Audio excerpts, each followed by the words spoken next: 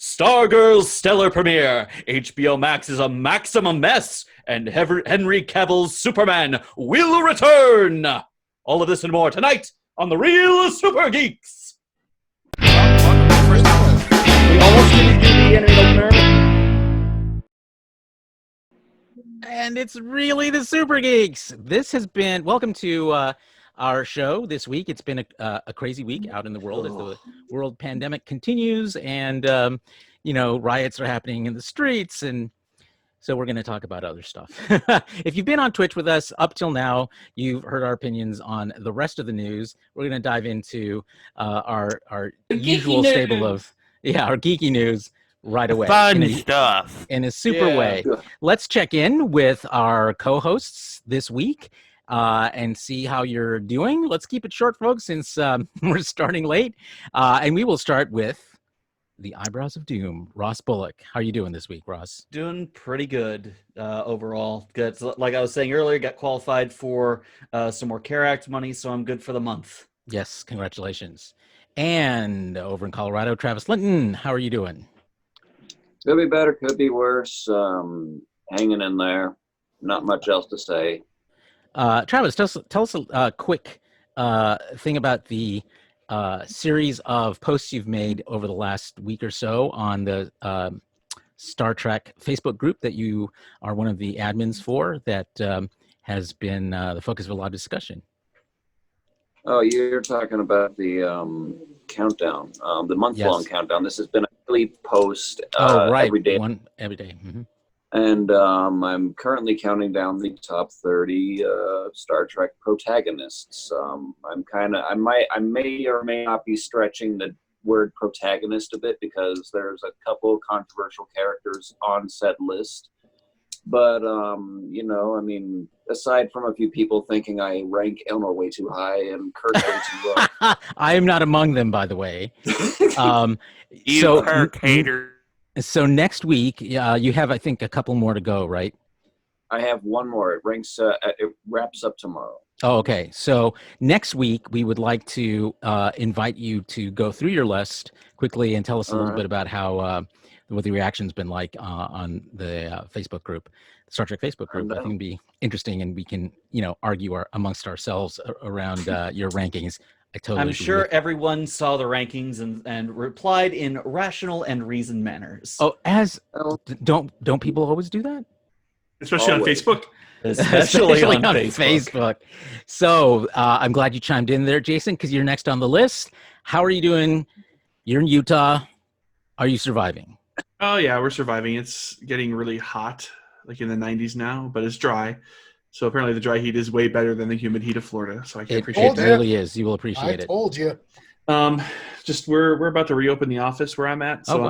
I'm excited for that. So about another week. I've actually been in the office twice this week. Today I was setting up desktops in our training room. So it's been we finished our office and then we had to work from home. So it's exciting to get back in there. Speaking of working from home, one of the things I love about you every week, Jason, is decoding the background that you've chosen for the week. Tell us a little bit about what we're looking at behind you. Yeah, so given the news of the week and the fact that somebody rolled Race War for June in the 2020 version of Jumanji, I decided a little dark humor was appropriate. So we're coming to you from the Bundy household.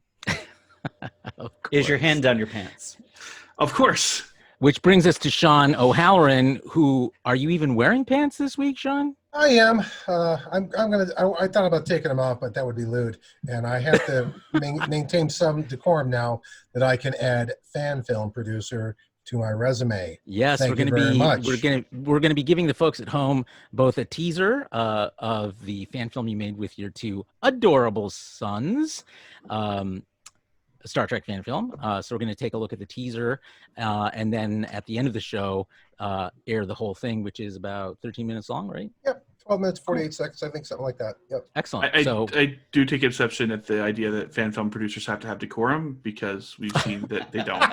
we have many instances. Producers shouldn't even have to have pants. Well, look, here's the thing. When is that a requirement? Decorum, and you should actually make your fan film is really what it comes down to be a fan film producer. So, yeah. Those are that's a high bar, Sean. High For some, yes. bar. Son, how are you doing this week? Good. I'm coming to you live from the Crystal Chamber. You look great as a crystal. Perhaps better than you did as Index. Well, there you go. There you go. I am putting off bad vibes. Apparently, You know what this looks like? Oh my God. Oh, you are not going there. Well, I don't No, think we are no, quit. not No, that. no, Did you guys ever? no. You ever We're rated for mature content, okay, right. guys? Well, did you guys? Who watched? This is immature content. Let's be clear. True. Does anybody here watch Rick and Morty besides me? I pick up the occasional episode. Ross, I'm looking I'm at wearing this. the portal They have gun. cars Oh with my God, faces, you are. Sean. Yeah. Oh, what? Yeah, look at that. He's wearing the portal gun. Perfect. So, okay, I look at this crystal, and all I can think of is that episode with Ice-T, with all the out of the crystal. All the bling. That's all I can think of. Yeah. Show me what you got. Show me what you got. Yes. Amazing episode. Well, as always, we're glad to have your contrarian self with us, Son. Looking forward to what you're going to comment on this week. And means I'll be the positive one this week. I know this is going to be a very interesting episode, I think. And last but certainly not least, our stalwart producer, Justin Burton. Justin, how are you doing this week?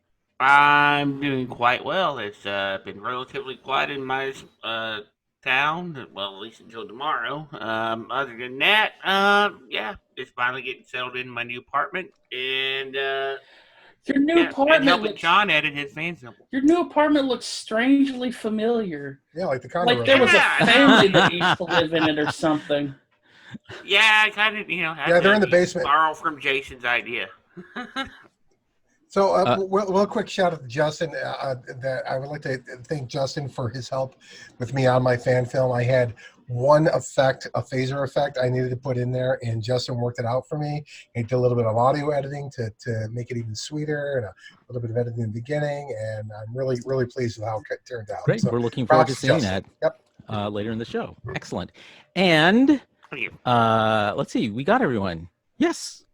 So let's dive in to our first topic this week, and that is the news that apparently we are going to see Henry Cavill return in the role of Superman in the DC Extended Universe with a little bit of a hitch, it turns out. There is no actual Superman sequel movie in the works from Warner Brothers, but apparently we're going to see Henry Cavill appear in several other DC films, which could include, well, Wonder Woman's already in the can, could include, I think, Aquaman, Shazam 2. He sort of appeared, or Superman sort of appeared in the first Shazam, but we didn't see his face. Was that Henry Cavill though, or No, just it someone? was I'm not not. sure. It was someone I'm not else. sure it was. Yeah, it was someone else in the suit, but the character was there, and others. So, what do we think?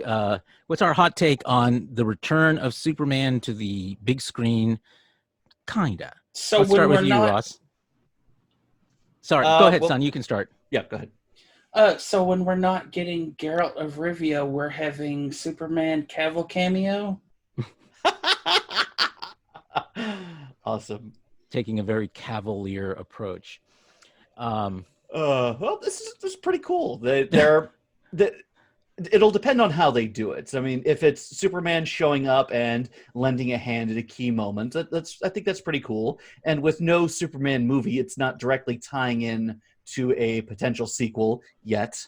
So, an interesting way to tie the universe together without, chaining things along as blunt object-y as DC has done in the past. Other opinions. I'm going to you, Jason, because you've got the I was going to say bubblehead. It's not a bobblehead. It's a Funko. Cavill pop. So honestly, I'm a Superman. Like, he's my favorite comic book character. Mine too. The Christopher Reeve films are, to me, the quintessential comic book movie. And so, I actually really did enjoy Man of Steel. I know a lot of people didn't. I liked the end. Like, I liked the journey of Superman through discovering what he was going to be. I really wanted a sequel to Man of Steel instead of the sort of like, I think I talked about this last week, the dark Justice League Super dark stuff that we got. Batman. I Superman. hope. Listen, I said this last week. I think I really hope that the Snyder cut. the Snyder. Schneider. The Rob Snyder cut. Yes. I hope the Snyder cut. Who can do it? I'd like to see the Roy Schneider cut. I hope the Snyder cut reinvigorates the DCEU for no better reason than I think that, I really do like DC. I like Superman, Batman, and stuff, and I'd love to see a really good Justice League movie. Yeah, I hope it reinvigorates the franchise to where we get a standalone Superman, because I think Henry Cavill, when he doesn't have a CGI mustache, is an incredible Superman. There was a rumor going around that the Snyder Cut would involve the backstory for one of the characters that suddenly came out of nowhere. Maybe. Who knows? Flash? It was like I don't remember what the hell his name was. It began with a B or something. It's like, And supposedly this is one of the Batman? projects. This is one of the projects that Henry Cavill's signing up for is reshoots for the Snyder Cut. Oh, Really? Because I read this week that none of the reshoots was going to involve the main cast. There's going to be other footage. I'd heard that Affleck That's a was 30 coming million. back for that. I know they're doing voiceovers. Maybe that's what you're thinking of. well, They're going to be recording, audio stuff. But- Animated Snyder cuts. So we'll see. Other thoughts, Sean? well, okay. Here's how I look at this. The only thing I think that could possibly be better is to bring back Hayden Christensen to play Anakin Skywalker somehow. I'm serious about this. I'm not joking, because He could play Luke in The Mandalorian, and it would make George so happy in heaven. They would resurrect George from the it would. I was about to say exact thing that Justice said. It would resurrect George without question. Pop out of the grave and be like, I told you so. Yeah, but no, because look. Here's the thing. I can consistently go with the premise that Hayden Christensen got screwed because his movies are so shitty, and the same way I feel that Henry Cavill got screwed as Superman when he's a really good Superman. I He's like a him good a lot. actor. He's a great actor. He's a great actor, and I like him a lot. The Witcher's really is evident of that. Yeah. Very yes, agreed. And so I'm glad they're doing this. I'm glad they're even though they don't have a film plan for him, they're going to include him in other films until they get that film, because it can make us, for the people that have many complaints about Man of Steel, I am one of them. It will make us forget about that and just remember how good this character is and how good he is at playing it. So I'm all in favor of this. This makes me really interested in the DCEU again, because I honestly don't give a shit about the DCEU. But the fact that they're doing this tells me that they're serious right now about bringing this franchise back to Yeah, life. they're not giving up. That Right, was the exactly. thing that bothered me Right, and it felt like it about did. the move. Right. That they were giving up on a Justice League. They were giving Right. up on crossovers. They were going to just farm out these Well, separate, hell, whenever you had unconnected. the damn CWTV line one-upping them literally at every turn. That's true. They're Well, sitting because there they're in the integrated. Dust. Yeah. Well, I mean, yeah, they've got to step up the game. Well, because they Might as weren't. well pack it in. The fact is Berlanti and the team that he's put together over these various shows accept that there's a little bit of camp that has to come with superheroes, and did not force this to be super serious.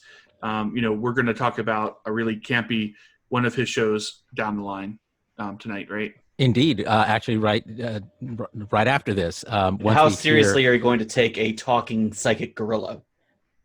Well, yes, exactly. Well, they actually did a better That's the job Flash, of in it case you in folks at comics. home are wondering. Actually, Or a giant man shark? Look, I mean, let's look at Harley And Quinn. then you've got Marvel, which has a talking fucking stick. So I mean, that's It's true. And that the says raccoon. one thing. Groot. And a- I like that raccoon thing. well, we do Right. too. Well done, rabbits. Right. My point is that where the DCEU has shunned the more fantastic elements of comic books, the Berlantiverse has not. Embraces them. It Yeah. embraces them, Yeah. and it makes them more popular because of it. Did he say Berlantiverse? All right, The Travis, let's hear from Berlanti Continuum, the Berlantium.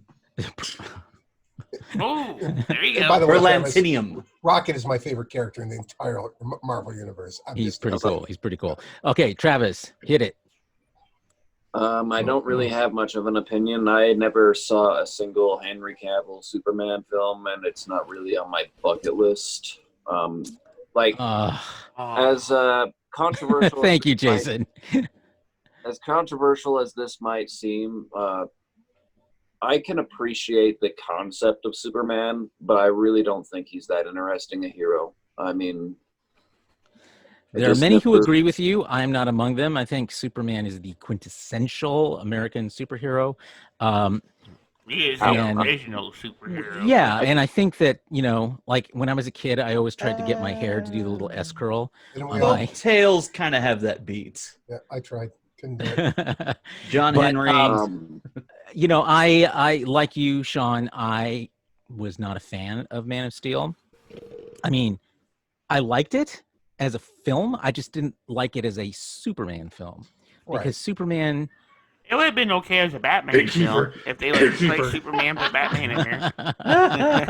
Well, I just feel like Superman symbolizes something about our society, our culture, our country that I didn't see much of in. It got him there at the end of the movie. He was there. Yeah. And there wasn't a follow-up. It shouldn't have taken that long, and there should have been a follow-up. So, and not only that, but the other side, there was a lot. It was the pain in getting there that was kind of the problem. And I actually liked the beginning of it. I liked there was a lot to like in the film. Don't get me wrong. Yeah, I really like how they made the Kryptonians seem that much more alien. Oh yeah, oh yeah. And you know who actually deserves the credit for that is John Byrne. When they did the reboot back in the 80s, right after A Crisis on Infinite Earths, they completely changed everything about Krypton and Superman and everything. So, I mean, his parents actually turned out to be kind of sons of bitches, as opposed they to, explored that a little bit in Supergirl, and I liked that. Yeah, yeah. I was going to point out, too, that I actually, as far as Zod is concerned, I really like Michael Shannon a lot. Exactly. I wish they'd done more with him. Yeah, because they kind of made him a mustache twirler at the end there, but he could have done. There could have been so much more done with him. I like Michael Shannon a lot, but I thought he was exceptionally well cast as Zod. And when anyone who Zod, can pull you gotta off have a little mustache twirling, a little bit. But listen, the best way to do that is the singular line of Zod, which of course is Kneel before Zod, which is it's awesome. It's everything you need. Okay, so let's go to our next topic, which is also about a DC superhero, and we're going to Berlantium, where we saw the premiere last week of Stargirl, which has been promoted now for months. We finally got to see the I think there are 2 episodes in now. Stargirl, of course, is a teenage superhero who wields the cosmic staff. Back in the 40s, when Starman, who was the first person to wield this, it was just a little thing about this long, and they called it the cosmic rod. So no more rods. That's a staff. That wouldn't go over well today. I'm a long-time DC fan. I know all the Golden Age superhero things. That's a cosmic rod right there that Jason's got going on. So he was basically proto Sailor Moon. In a way. But and actually they kind of combined the original Golden Age Starman, who with the Star Spangled Kid, who was the one who wore the red, white, and blue thing, and who inherited the cosmic staff from Starman when Starman died and as a hero or something, and he handed over the cosmic. I keep wanting to say rod to Star Spangled Kid. It's still a rod. It's okay. And in rod this staff, show, they're all euphemisms. Indeed. As long as they comfort you. God, it's like they 12. do. You guys are, but at least Sun is biblical, so she's a little bit, higher up on the propriety scale than you are. Sun is 12, but she gets She's biblical. 12 and a half. Right, she gets biblical with her double entendres, which is amazing. That's a skill. It is a skill. Okay, so Stargirl inherits the cosmic staff from through her stepfather, who turns out to have been the sidekick to Starman, known Stripey! as Stripesy, Stripesy. which makes no sense in this iteration, but makes perfect sense when you consider the original name of the hero, which was the Star-Spangled Kid plus sidekick Stripesy. Then it all makes sense. Stars and stripes. Anyway, There's some really weird names for DC characters out there. I mean, Well, it was the 40s, man. yeah, it was the 40s. It's like I think it like Speedy. What a dumb name for a character, Speedy. Well, why do you think he got addicted to drugs? So it was perfect. Well, look at some of the other characters like Our Man or... Oh, and that's what I loved about this, the pilot, was we actually got to see these old-timey superheroes in costumes that looked old-timey. We saw as they were Our getting Man, their asses kicked. As they were getting their asses kicked. So I won't belabor the It's summary. almost like the military tried to make superheroes and then failed gloriously. She's right. Oh my God, she's right. I literally have a book called the history of regrettable superheroes, and it's the I have that too. There certainly are many of them. There was actually the Justice Society, which was the first version of the Justice League, who had Starman and Star-Spangled Kid and all the others, Our Man. They were never portrayed in the comics as actually directly fighting in World War II against Hitler.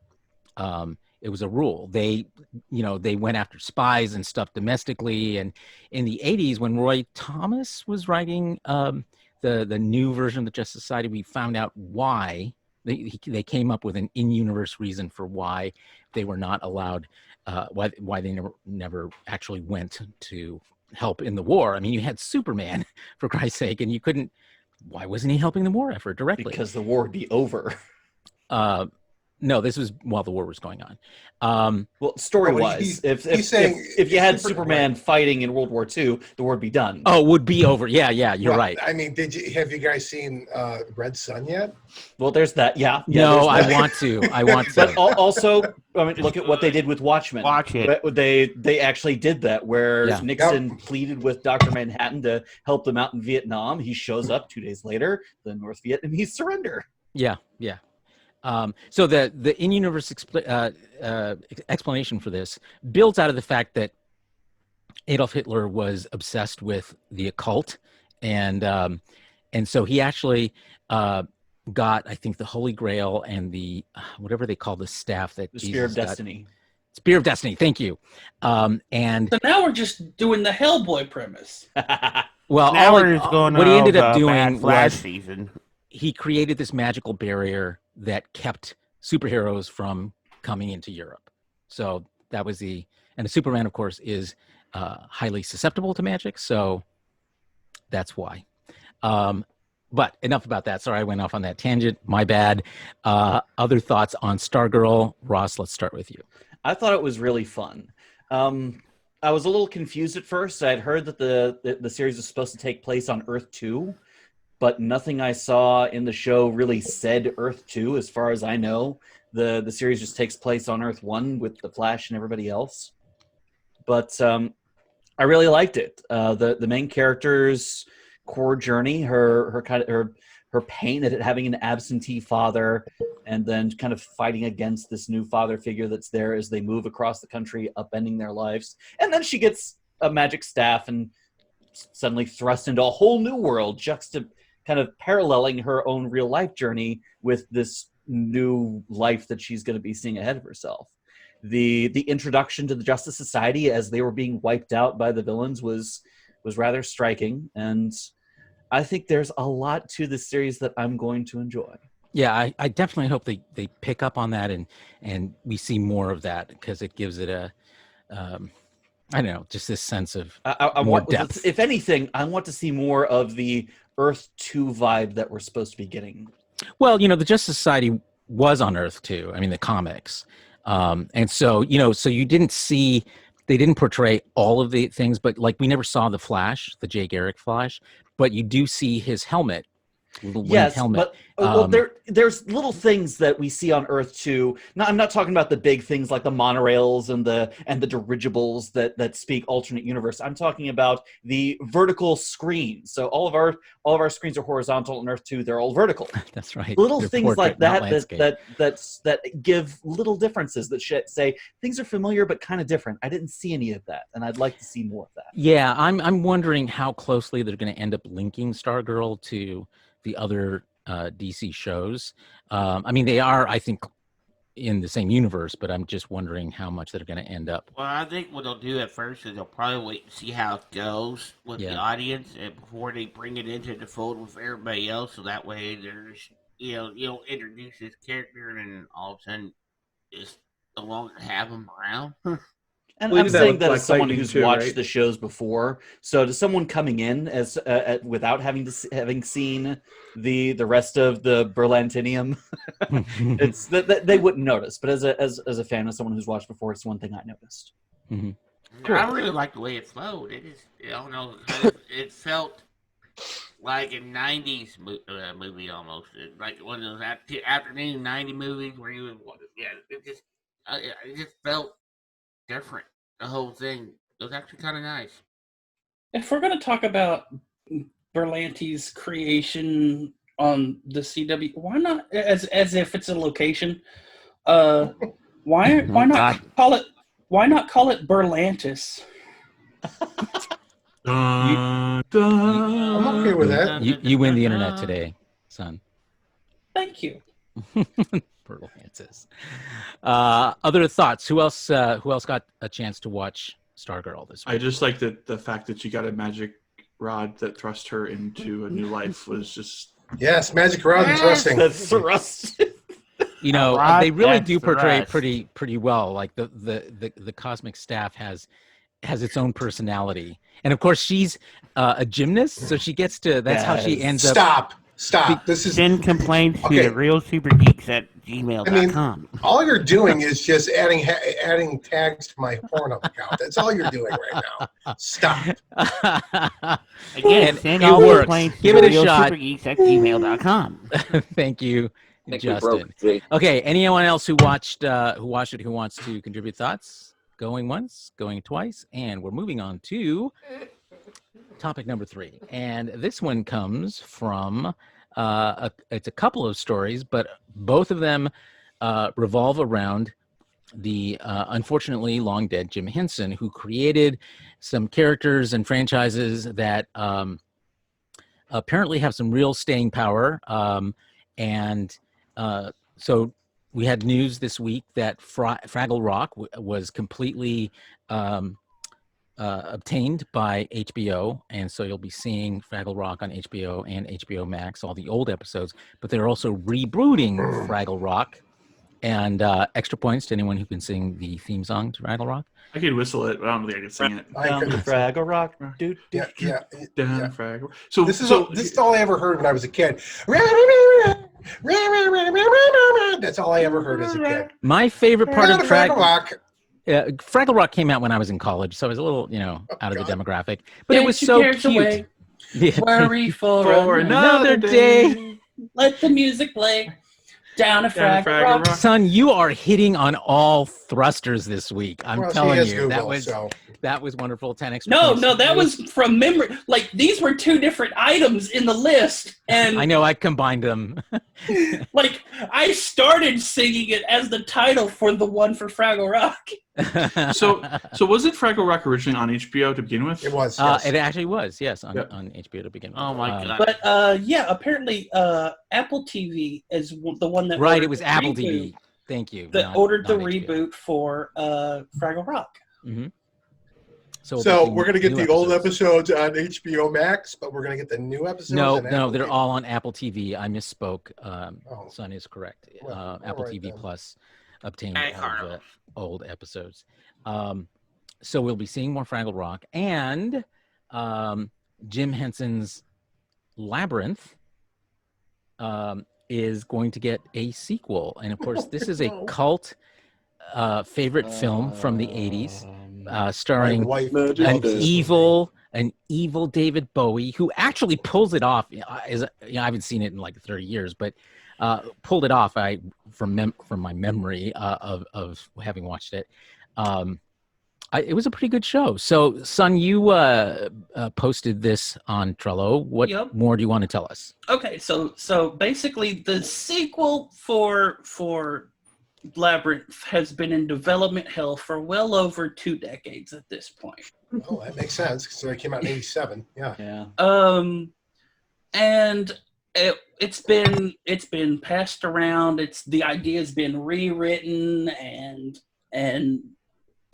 it's been an interesting kind of, it pops up here and then it disappears. Oh, it pops up here and then it disappears.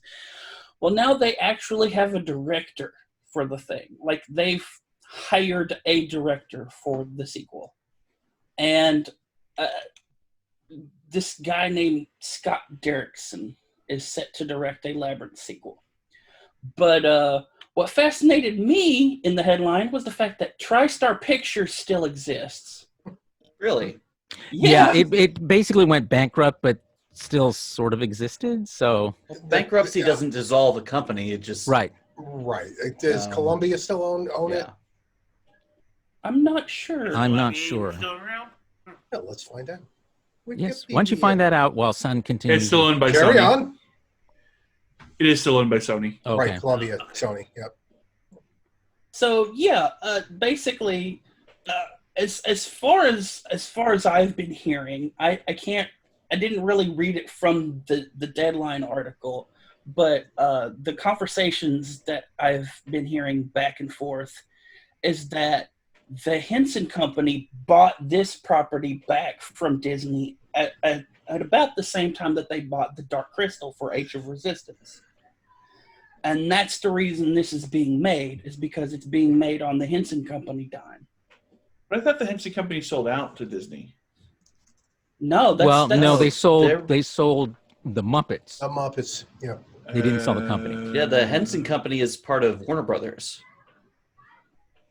That's why they're on HBO Max. Mm. As far as I know. Yeah, well, you're thinking Disney sell out. You're thinking of somebody else, I think. Why would they have just sold the Muppets? Still a I brand. don't know, but it's a damn shame they sold the Muppets because it feels like the Muppets haven't been relevant in so long now. Well, I'd they're say- bringing back Looney Tunes. I mean, They haven't you know, been relevant so long because we're just getting fucking old. That's the problem. Well, there's that. And they Well, I keep mean, trying to bring back the Muppets, and they have success. They have a few successes, and then they have catastrophic failures. Yeah. Right, they had the Muppets movie, which was pretty good with what's his name, the guy from Marshall from How I Met Your Mother. Oh yeah. yeah. That actually was a pretty good movie. You will never have a better Muppets movie than Muppet Treasure Island. Yes. I love that movie. Oh, yes. that was awesome. And Absolutely that is love- thanks in very large part to Tim Curry. There really are no bad. I don't think there really are any really bad Muppet movies. Even the bad Muppet movies are good Muppet movies. They're enjoyable. They're always fun. Yeah, no, I think that's true. I just think they have been wallowing in this. They just haven't been well used in recent decades. Although whenever I go to Disney World, I always make sure I go to the Muppet. Although didn't they close that one? The one in Disney World? They had that whole Muppet Theater thing. No, it's still there. Is it still there? Yeah. Well, last time I was there in 2005. Well, that's 15 years So, ago. Dude. yeah, I don't know. I don't know. Is that Muppet Vision 3D? Yeah. Yeah, Muppet 3D. Yeah, it's still showing on Disney's website. Yeah, yep, it's still there. It's Grand Avenue at Disney's Hollywood Studios. Okay.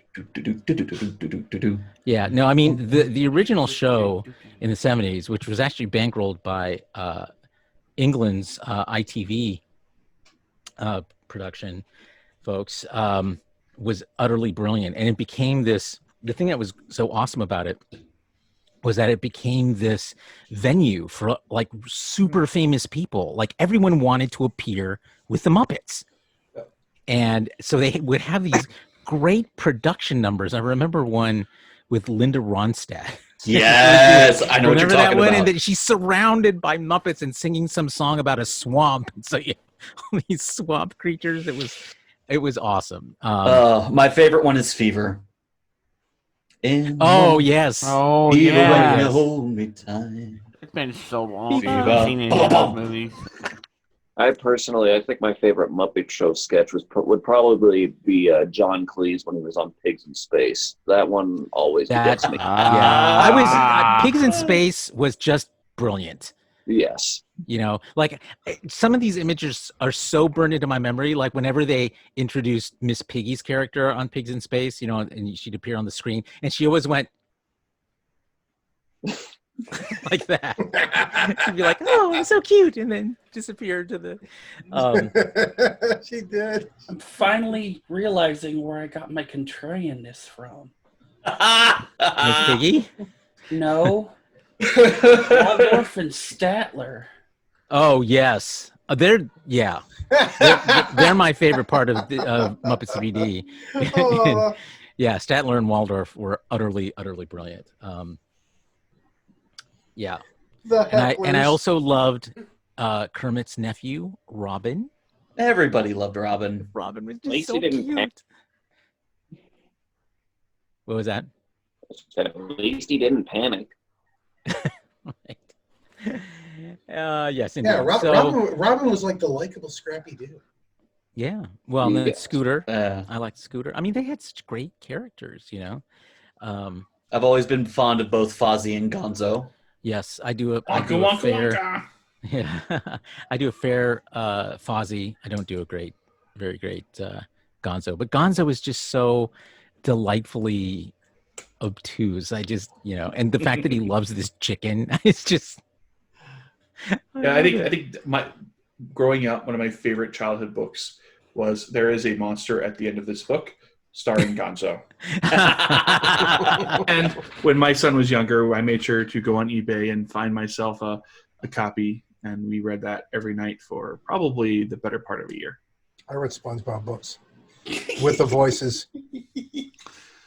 One of my other favorite characters was Sam the American Eagle. Oh yeah. And he was like this super conservative eagle. And he had this one bit where he was like about how animals don't wear clothes. And he goes on this rant, and then he looks at himself and realizes he's wearing no clothes. Completely naked. Yeah, completely naked. So Swedish Sam the chef. American Eagle. Then there's Animal. Swedish chef. Animal. I mean, yeah, they're so. I mean, Janice, like she's clearly high all the time. For surely. Yeah, Dr. Teeth and what was the name of the band? The Electric Mayhem. Yeah. Mayhem. That's it. Thank you. Sorry. So another tragic tangent. Thank you for your forbearance, folks at home. As we That's wind up. podcasting, baby. That's podcasting, baby. So this next one also comes to the us. 80s is coming back hard. Exactly, which is Again. The 80s was a good year. Good time. Good fun time. it was fun in a lot of ways. You get leg warmers and big hair. Yes, but Crazy you know, clothing. I see it as an antidote to the 70s, which they were not a great decade to go through puberty in, folks. Not good. Not good. They had great music, though. Oh, yeah. They did. Once you got, 20 years past you, because we were sick of disco by the time it died. Like, sick of it. Like Floyd, man. And Grateful Dead. But yes, Grateful Dead, Pink Floyd, those are all great. Because they were not Beans. The disco. movies that came out around, in the 80s, 90s. I mean, that was. I don't know. There's something about that time. It's so weird. Beefcake films. Oh my god. Oh my God! Why do you mention that? I have no problem with any of that. Okay, son, Fucking this already next probably topic comes from you. It's big Yep. news out of Big Finish, the audio studio in England that produces so many of the Doctor Who audio dramas. And the big news this week was that David Tennant and Tom Baker are teaming up to be the Doctor. The to both be of them. the Doctor, two iterations of the Doctor, number 4 and number 10, and this is apparently a big deal. Tell us more, son. Okay, so outside of the oh good God, what was it? The special event where you had the what is it? The Day of the Doctor, I think it was, with John The Hurt. 50th anniversary one. Yeah. Where you had Tennant and Matt Smith and John Hurt all being together to collectively save Gallifrey, as it were. At the end of that, God, I'm blanking on his name. Tom Baker. Tom Baker. There you go. Tom Baker shows up in a museum at the end of the episode. It was a nice touch. I remember that. Yeah. And outside of that, we really haven't seen Tom Baker kind of interact with any of the more modern characters. It was implied that he was a future version of the Doctor revisiting favorite faces. It was the 50th anniversary special, wasn't it? Okay. Yeah, it was the 50th. Yeah.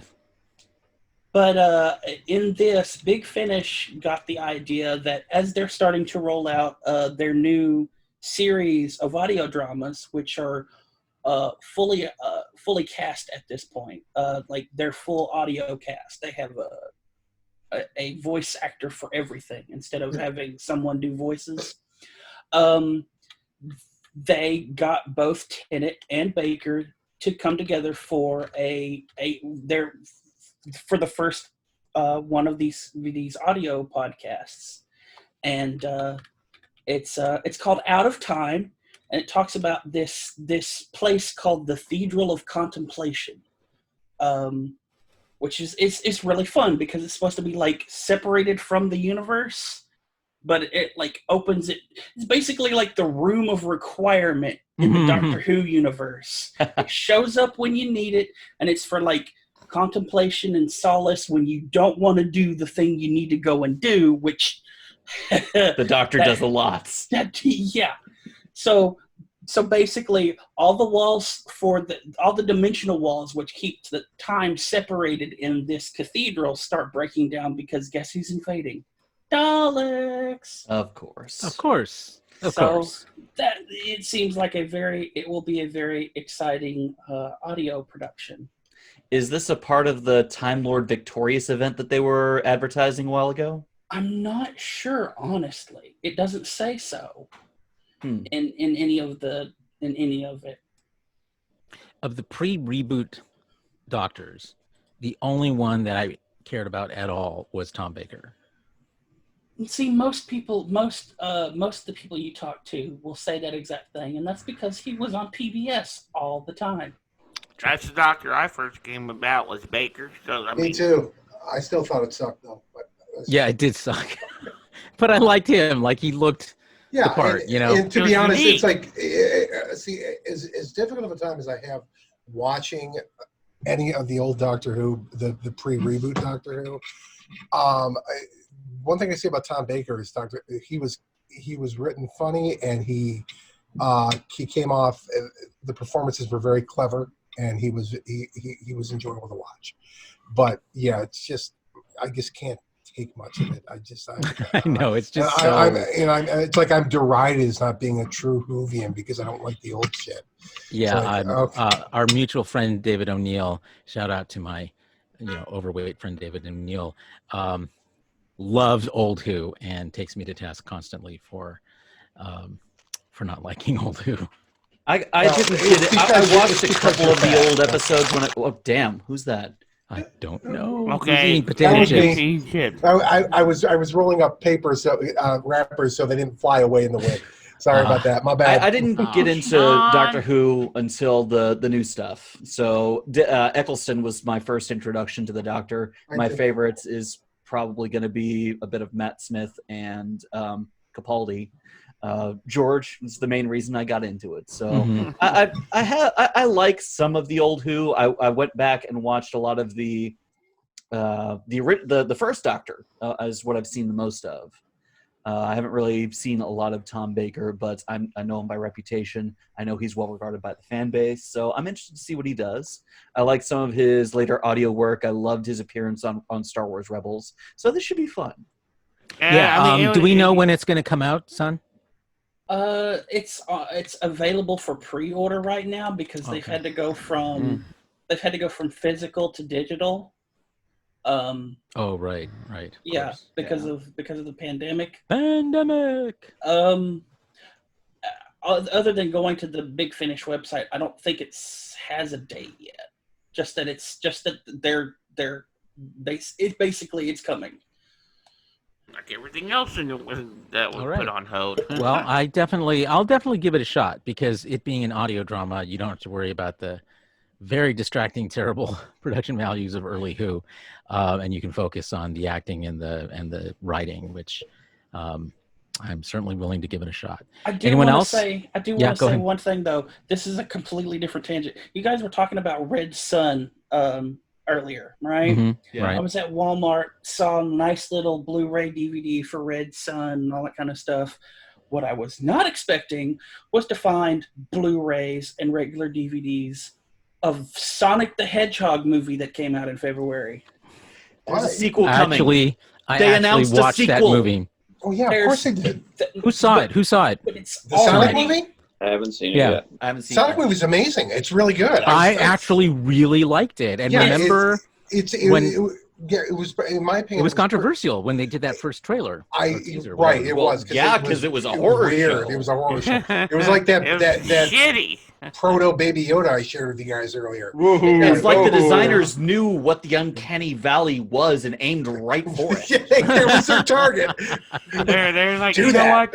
This be creative. But it's but it been don't You look see the Three- like deepest it. part of the uncanny valley? Go for that. Human teeth? Yes. Accentuate those teeth. Yes. It's Don't been make it look 3 nothing like the game months character. though, and it's But- like already on like Right, because the Ow. main reason for this is a COVID-19 response. Because don't forget that movie was in the theater for about a week before it was out on video on demand. So I mean, they're all bets are off when you do that. So I mean, that's the reason for that. And yeah, the Sonic the Hedgehog movie was very enjoyable. It knew exactly what it was. It's completely self-aware. It's clearly a movie that, like I said this before about it. It's a movie that they made. And where they said, yeah, we get the fact that the main fans of this are from guys who are like in their 30s and 40s because they remember the game, but we're going to target kids. And that's exactly what they did, and they did it brilliantly. And it felt. worked because I never Yeah. played Sonic. I mean, I was aware of Sonic, but I was never, as you guys know, I'm not a big gamer. But I was aware of him, and the trailer brought me in, and I watched it with the kids, so that made it enjoyable to watch. You got to play the original games.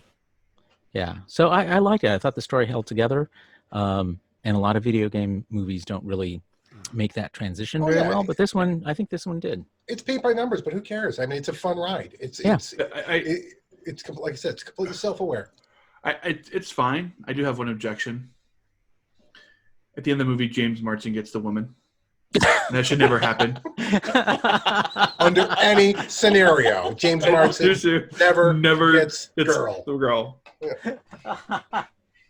That is hilarious and true. The best part of that movie, though, is at the very is when they tease Tails at the end of it, which is great for you nerds out there. So, Hopefully, we get a sequel to it.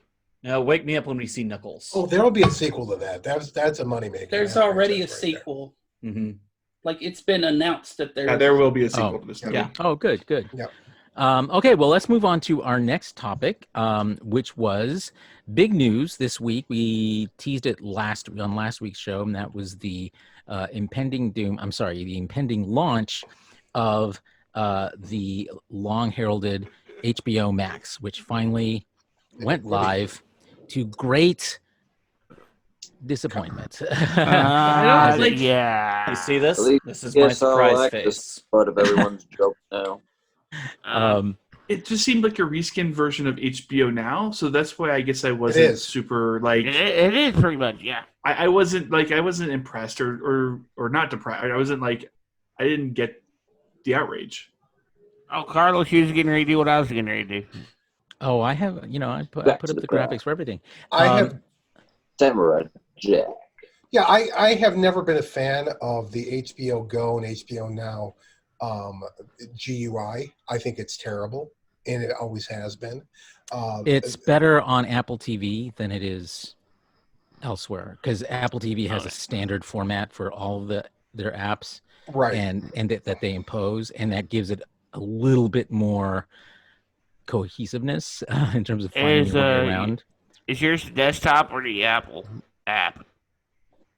I watch it on Carlos. Apple TV. I watch it on Apple TV.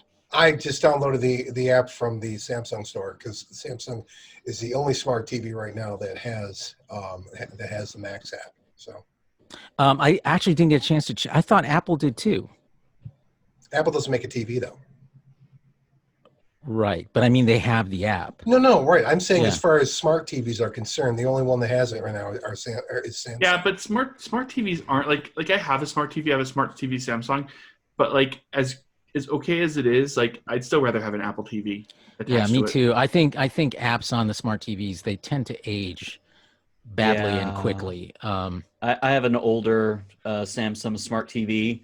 I can access Amazon Prime, but I can't access Amazon Prime channels. So I can play Prime videos, but if I try and go to, say, CBS All Access, it won't let me.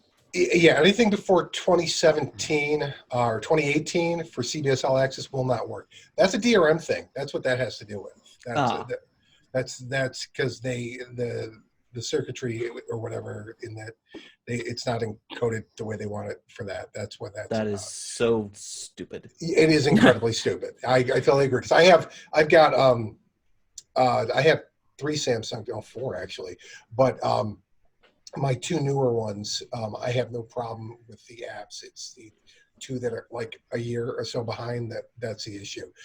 It's like, and it is really weird because it's like my newest TV and my TV from 2017, I think, or 2018, they keep updating the apps, but anything older than that, they just don't. And it's so fucking annoying. It's like a Roku. God. And I don't Is that the layout for HBO Max? Like this is the desktop version. Yeah, And it's not any different. I don't think it's any different than the. So they're trying to be like cheapo Netflix. Okay. It's very. The thing that's disappointing about it is HBO has had its networks on streaming platforms for forever. They should know better. Right. By now. And I mean, okay, you get into this, and there's no sound playing on this, so we're not going to get any type of Nick. I'm going to mute it to make sure, and mute it, and like you see on the UI, you have no next. You can't skip.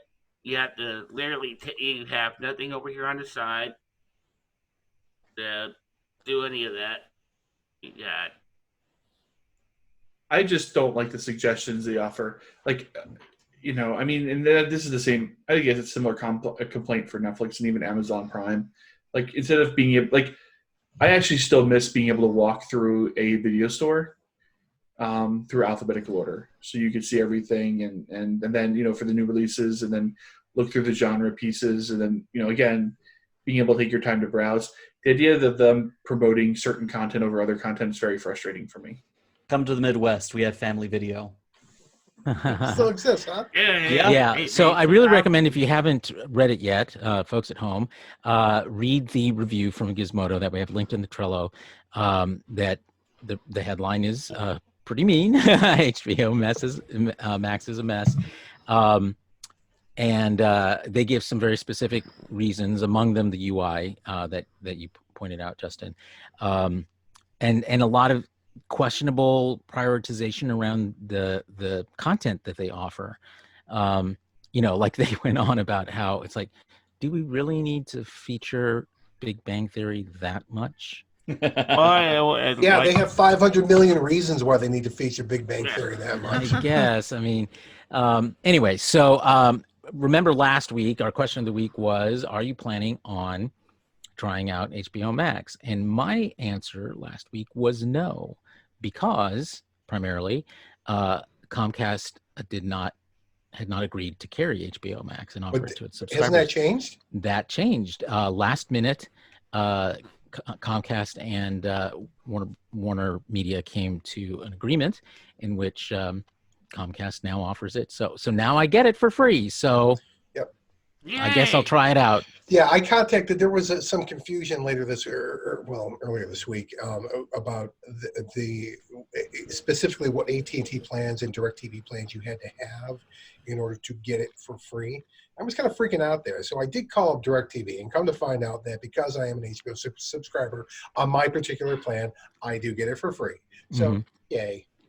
Yeah, it was that was one of the problems with the launch. It was so complicated around do I get it or not get it? Right. Yep. It really Yeah, was. they weren't clear. They didn't have a clear cut. Like, okay, if you already subscribe to this, you'll get this and this, or they actually, to be fair to them, they were clear. It was just really complicated. It was a long list of clarity, which most people are not going to be patient enough to read through all that. I mean, all the information was accurate and clear. Just there was too much of it, and there was, it should have been a much more simplified approach. Well, that's one of the problems you have when you try and unify so many different properties into one place. Yeah. Well, it's like whenever they launched it, because I was actually up whenever they turned it on. It's like they were still in the process of loading everything onto it. You would have thought that they would have spent time preloading the UI and getting everything set up before, switching it live to the public.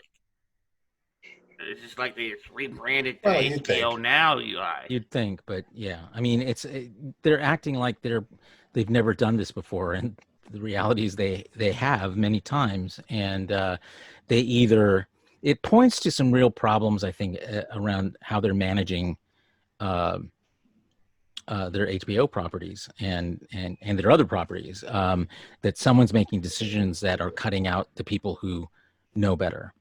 And that's a concern. All they're making decisions that make them money, and they don't care what anybody else has to say or do about it. I don't think that's the case because there's too much competition for them to go by the seat of their pants out. Yeah, I think there's a philosophy. It's just a really bad one. And from what I read, I have to say this about the UI is that it seems to me that they are going out of their way to just not copy Netflix because they want their programmers want their thing to be so much better and unique, and they're just sucking at doing it is what it comes down to.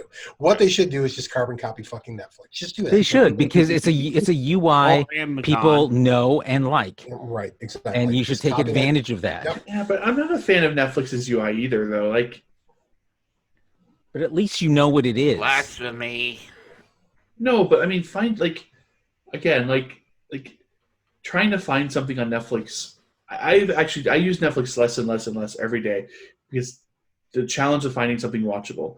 The only thing I watch on Netflix right now is The Office and Parks and Rec, because everything else is just trying to find it is so hard.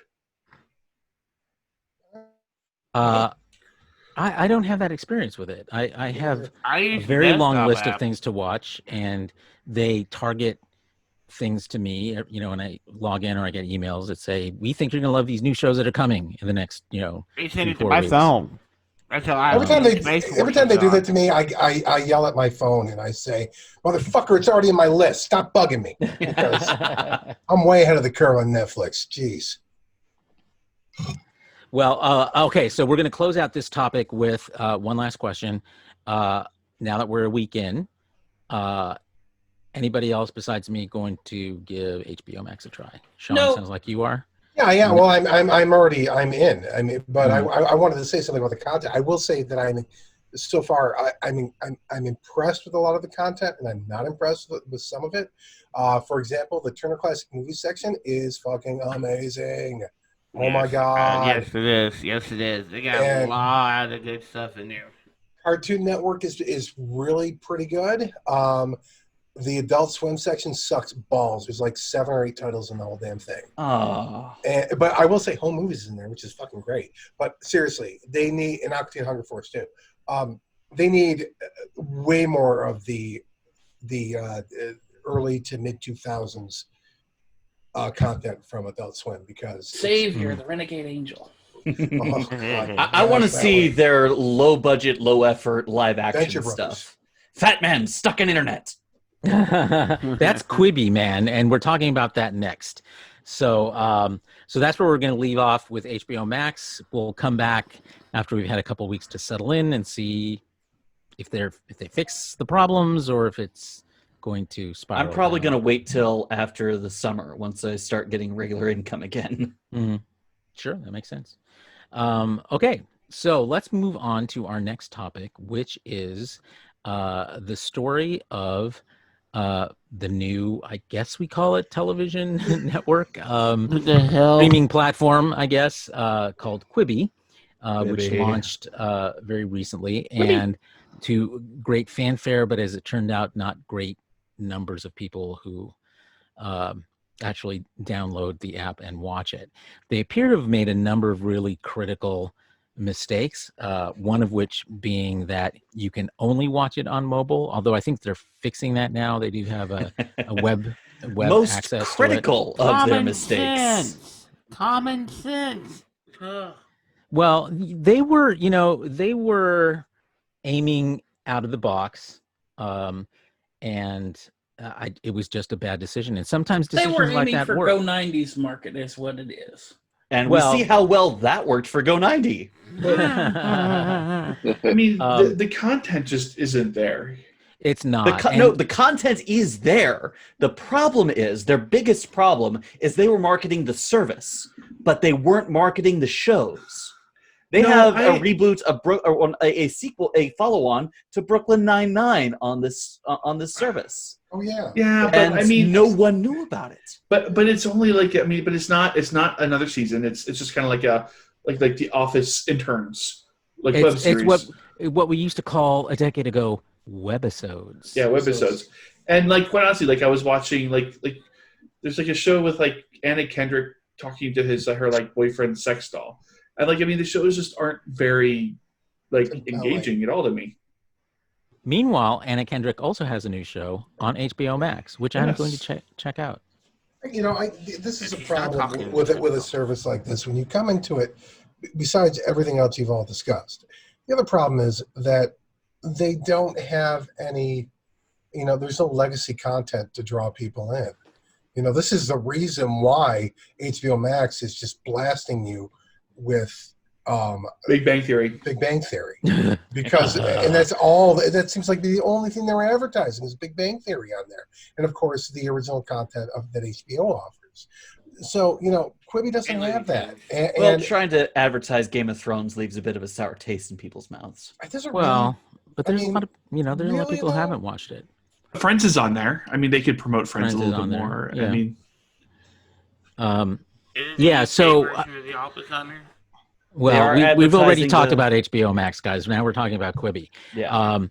But that's we all know what shows are on HBO Max. No, and your point is well taken. I I just don't think we need to discuss what is on HBO. We're making a comparison because we all know what's on HBO Max. We have no idea what's on Quibi. Right. Yeah. I mean, like any of the streaming That's definitely a services, problem. any of the streaming services going into it. I mean, you've got, even with the DC Universe channel, even if you don't know the shows, okay, you know their content, you know the characters, you've got that franchise to refer to, and of course, in Netflix and all their shows, everybody knows what they're getting into with that. Yeah, I mean, it has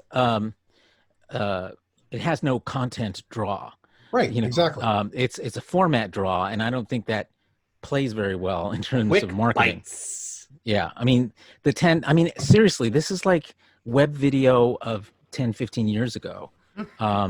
And fortunately, I think audiences' taste for short form like that is they want longer form stuff, and thank God. Well, that's that was half the point. They were doing this mobile only format because to market to people who have a few minutes in between tasks to watch something quick and then move on. Well, and That was the importantly, idea, who at do it least. on, like the subway or public transportation or whatever. But of course, they launch just before a pandemic, which has rendered public transportation, virtually unusable by all but the most, but if I went short essential people. form, I want more organic material. I want more organic, like watching, A-list celebrities, do kind of a bad short form sitcom just isn't entertaining to me. I'd rather, if I'm going to do that, I'd rather watch like Slapped Ham or something like that, where some other YouTube channel where I'm getting, bite-sized. And that's really the point. You're right, Jason. I think that YouTube is where you go to watch that sort of stuff. Yeah, exactly. I mean, that's I watched yesterday. They have this this thing that Wired does. It's called the it's an interview where it's all of like famous people, all based on Google predictive text entries, like Patrick Stewart is. And the internet's most asked questions. Yeah, most asked questions, right? And it's like, and it's just compelling. That I'd want to watch for 15 minutes at a time, 10 minutes at a time. But I don't want to watch a show about, I don't want to watch a sitcom in 10 minutes, unless it's my 12-minute sitcom. I would say if I was Quibi, I'd contact Josh Gad and get his YouTube show Reunited Apart on it. I just heard Jason go more organic content, and I'm thinking, oh, a webisode of paint drying. Ooh, a webisode of wind rustling through trees. That works in Norway. No, I want to watch people open dark web mystery boxes. Now, and here's another funny thing about this whole story is that the failures of Quibi, the people who are running and organizing it, they've said in several investor calls and other interviews that they're blaming the current failure of their platform entirely on the pandemic. Yeah, and that's no fault of their own whatsoever. No fault of their format, their advertising. It's all COVID's fault. You couldn't even share content on other social media platforms. Mm-hmm. Like, that's the first thing you look for anymore. It's like, oh, this is a great thing. I want to share it with people. There was no way to share. That's a big problem. Yeah, we're talking about Jeffrey Katzenberg and Meg Whitman. Katzenberg, of course, is part of DreamWorks SKG. He's the K. And Meg Whitman is the former CEO of Yahoo, and wasn't she at Facebook too? She wasn't CEO there, but anyway, she was HP before she ran for governor in California. Yeah, she ran for governor as a Republican, got her butt kicked, and apparently, and I tend to like Katzenberg. I've never really liked Meg Whitman very much, but I don't know. The two of them together, they just made some ill-advised choices, and that they refuse to own up to, and they're blaming, as you point out, Ross, the coronavirus for everything. They're 5 years, 10 years too late is the problem here, with this. Well, I mean, I think you could do compelling short-form entertainment. You just have to have good quality short-form entertainment, and they don't. Again, like the most compelling show on there that I found was Andrea Kondrik talking to her boyfriend sex doll for 15 minutes an episode. It isn't very good. Okay, yeah, I looked it up. What did I miss? There you go. Meg Whitman's claim to fame before was being the HBC CEO. I did look it up. Okay, but who cares? Let's move on. Fuck this shit. Yeah. Fuck all of it. Well, there looks like advertisers seek to revise deal terms with Quibi. So advertisers are not too. This is something that came out not too today. It looks like. So. Oh wow. The advertisers are not very happy with Quibi right now. Yeah, they could have done this. They could have done this a lot better, and I think they basically tried to new mediafy really old media, Right. and it just doesn't work. And they should know better by now. I got this newfangled invention to sell you. It's called the radio. Yeah, this headline is Quibi is running out of time. Yeah. Quibi's this headline I see on Google is Quibi is running out of time to turn its rough start around. Well, there is no time, right? Like, I mean, like, we're in the middle of a global pandemic. Hollywood shut down. You can't pivot on content. So, I mean, I just don't see this surviving the summer. Dude, I don't either. Okay. The Sweet Tomatoes, the restaurant, no longer fucking exists because of this pandemic. If Quibi thinks it can survive, I don't think so. They're shut down. One of the Red Robins up here, and yeah. Tuesday morning filed for bankruptcy. Tuesday morning, for fuck's sake. I've never understood that store. What the hell is it? I lived near one. I went into it. I still don't get it. What is it? It's supposed to be a weird Tier 1 imports. It's Yeah. where you No. go on Tuesday mornings. They Yeah, It's like they have the weird ass part down. They've got it's that. like Pier 1 Imports and Big Lots made a Thank you. baby. Perfect. With Yeah. the even cheaper stuff. I think Quibi had the same parents. Because ouch. Okay, that was my blatant attempt to bring us back around. All to right, our we done with original Quibi. topic. We done with Next. Quibi yet? Because I'm gonna go. We take are a done with dump. Quibi. We are Go done ahead. with Quibi. Jeez. We are going to Quibi's gonna now be done talk- with Quibi Well, soon. at least those parents weren't Viacom CBS. Go take a dump on Quimby, Sean.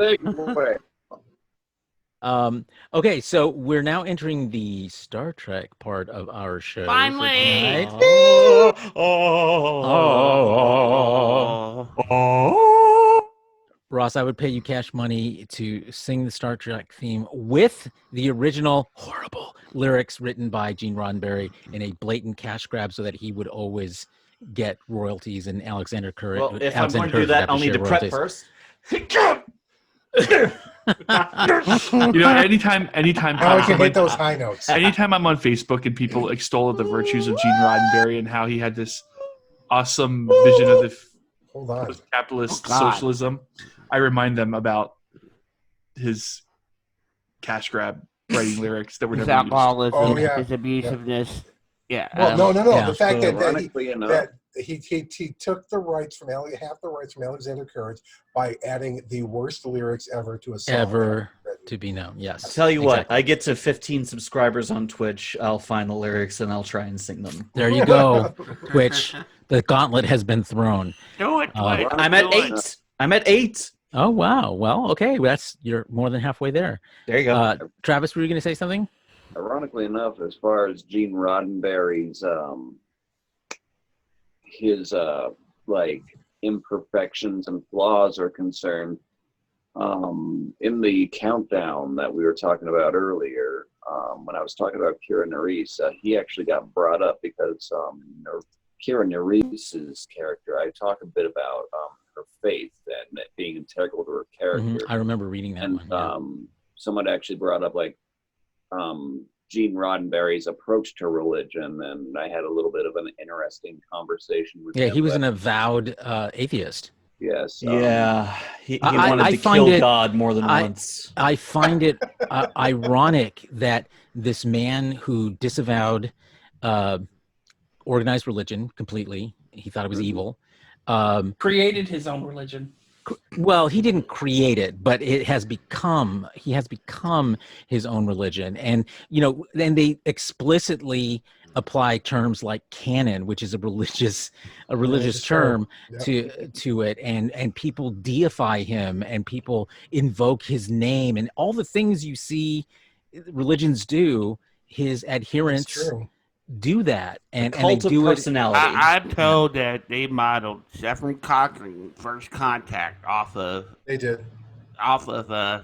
Gene Roddenberry. Yeah, I know somebody had a nice long conversation with Brennan Braga one night at Brennan Braga's house, and he was straight up about that he modeled Zephyr Cochrane. That was an homage to Gene Roddenberry, because that's exactly who Gene Roddenberry was.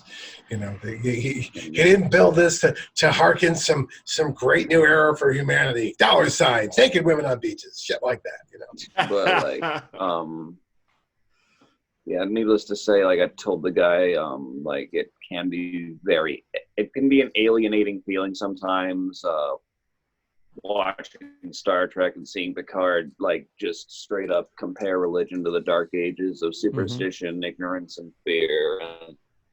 And that's very much why I like Kira Nerys, but I guess that's a topic for next week. But yeah, We'll go into some more like, depth with that next Yeah. week. I think it'll be an interesting conversation. So our first Star Trek story this week, however, was and we teased this on last week's show, which was the latest episode of DC's Legends of Tomorrow, in which I stopped watching Legends a while back.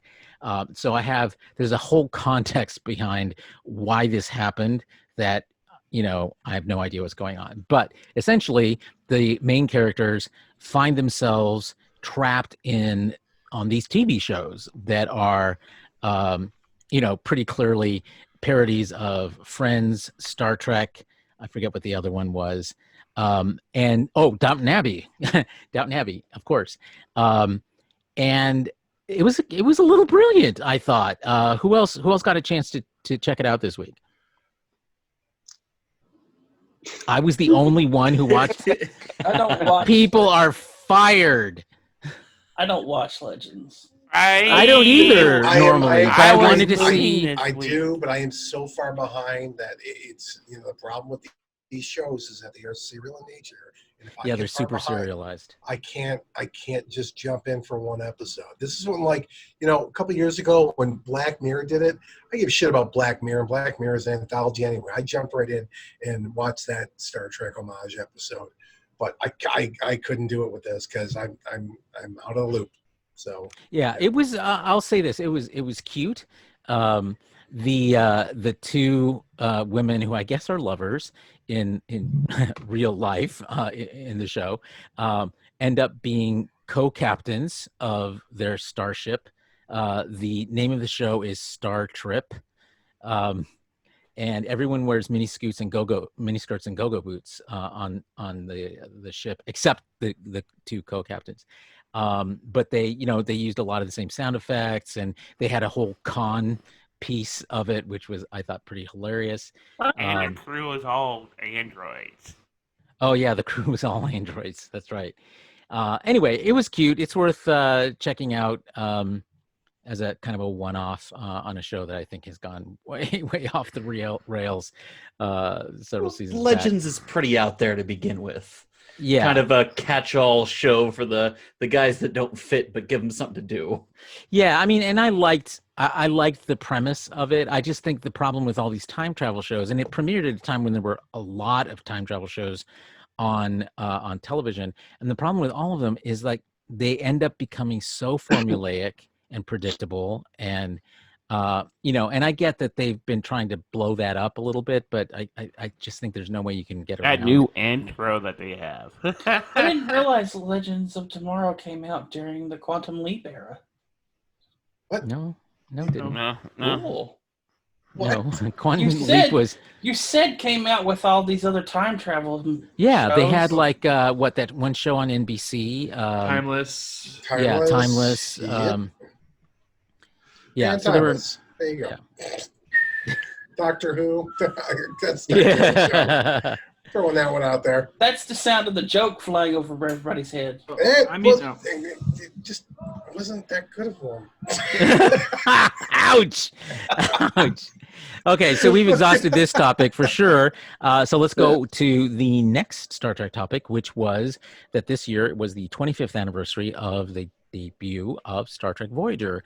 And thanks to Zoom and the cast of Star Trek Voyager, they reunited remotely, obviously, in these dark times, to talk about Star Trek Voyager in order to raise money for the Actors Fund, which provides for retired actors who didn't make a lot of money, but need help, financial help.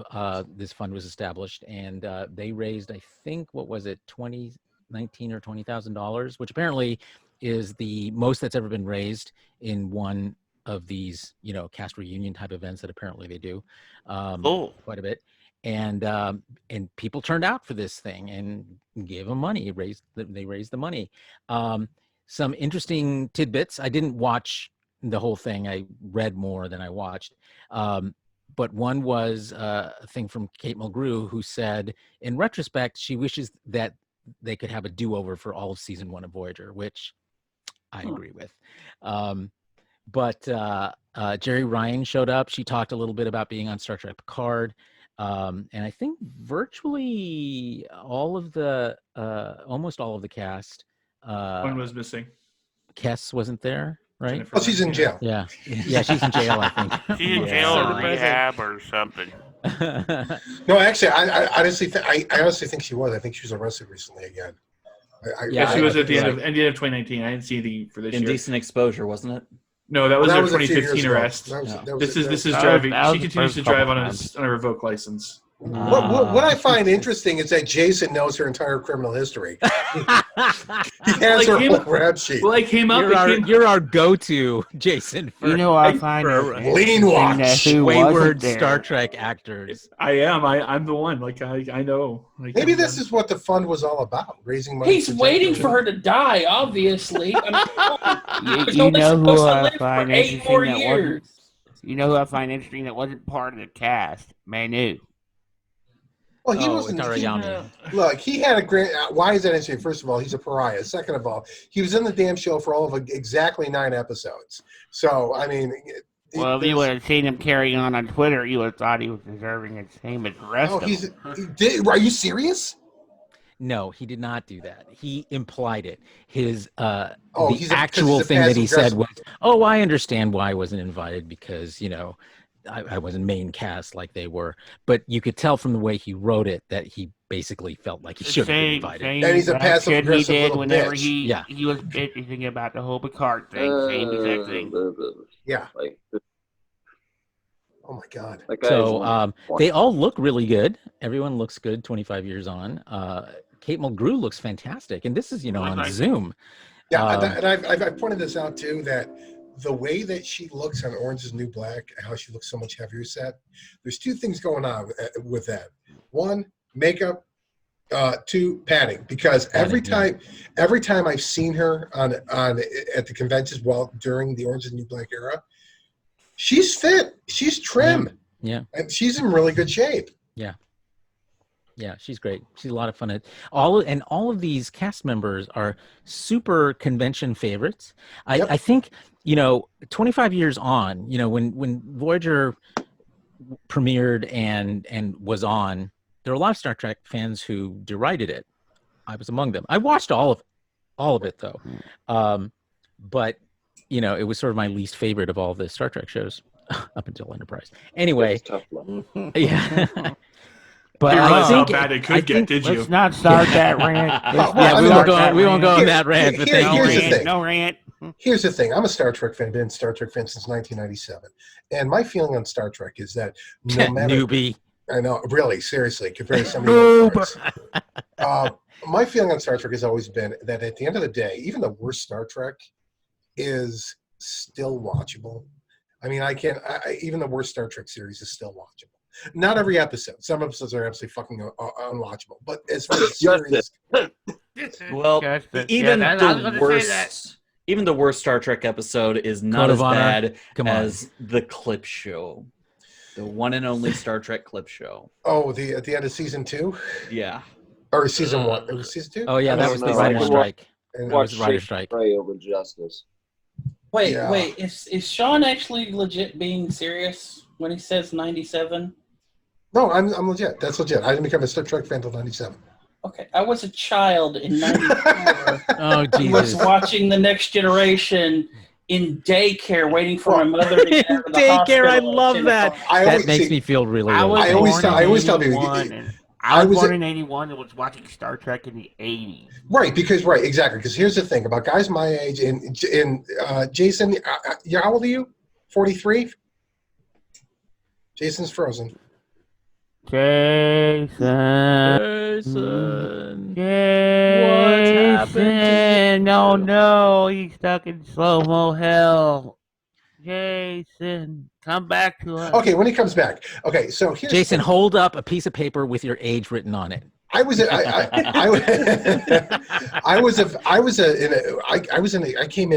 born in 75, so I came into this era with really, as a kid, there was no Star Trek other than the TOS episodes that would randomly play on WPIX in New York, that my local Rochester, New York affiliate would, well, not affiliate, but we had it on cable there. We had PX11 in Rochester, and it would be so random, like Friday at 10 o'clock at night, Saturday morning at 4 in the morning, so random. And it was always the same fucking episode. It was a piece of the action every goddamn time. That is a great episode, It's a great episode, right, of course. So I watched that, and how that still happens in cracks me up. syndication. It really always, every time you watch, it always seems to be the same episode, no matter what. Yep. Happened with Star Trek, happened with X-Men. Yep.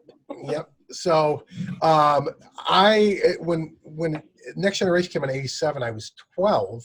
And it was like I was never really a fan of Trek. I was just like, it was something that was like I enjoyed it when it was on. It wasn't really appointment television. And then when it actually became watchable in the third season, I was more into girls is what happened. And so I lost my way at that point, and then I started getting into it in my late teens and early 20s. So that's really how it happened. What you're saying is you became a man before you became a nerd. I did. That is true. Yes. Wow. Usually it's the other way around. So Yes, this it is an important thing to take note. Take note, kids at home. You too could be a man first. Okay.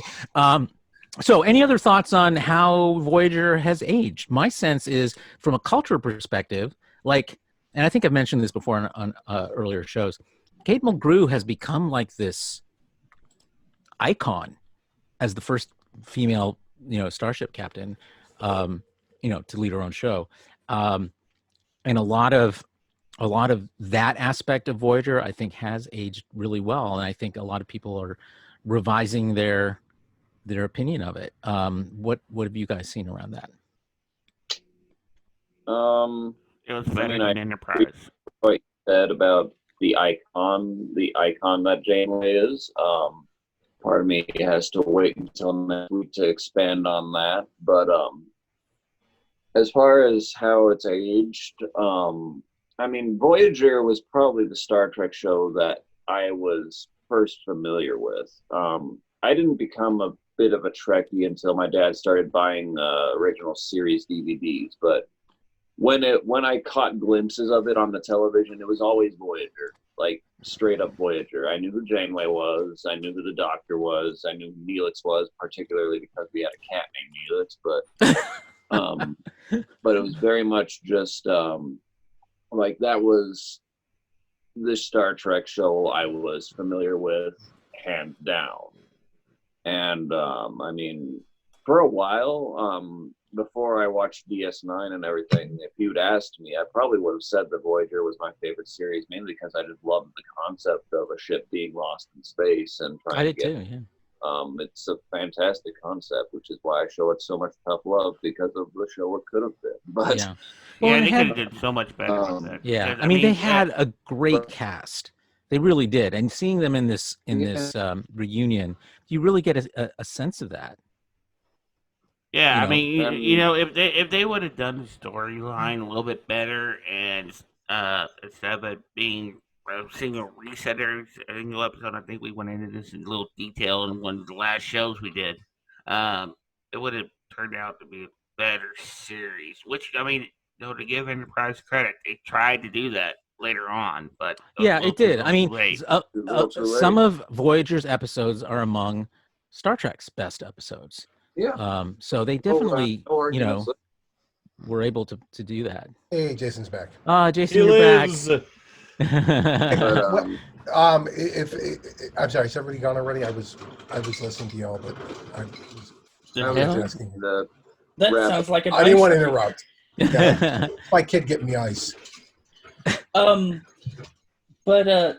for me, watching Voyager was everything that everybody seems to be experiencing now was what I was experiencing watching Voyager for the first time. You had, Kate Mulgrew being this female captain that even with all of the stuff going on around, she had a tough call to make one way or the other, throughout this entire arguably some of the toughest calls captains have had to make in any Star Trek series. He murdered Tuvix. Example. I'm not gonna that and her the favorite meme of Voyager. That and her favorite first officer literally disobeyed her orders constantly. Everybody on that crew disobeyed orders constantly.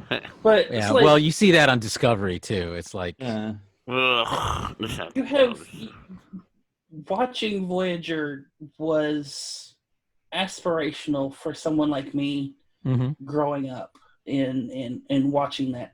And I didn't catch every episode, and as a kid you don't really understand all the quote unquote bad writing stuff of an episode, but when you watch Voyager, you want to be those people. You want to be the good-natured person that those people are portraying themselves to be, even when they're bad, even when they make mistakes.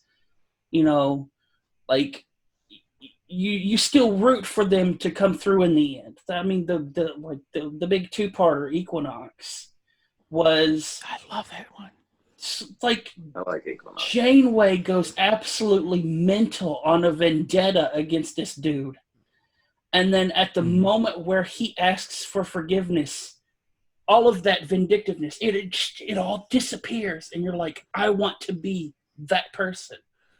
Fun fact, that's how I met a mutual friend of ours, Gabriel Corner, was a fan film that was taking place in the Equinox storyline. It was where Ransom actually survived being blown up and got thrown into some alternate dimension jail somehow. And he ended up escaping and going back in time. It was this big elaborate story. It was by Cameron T. Burton.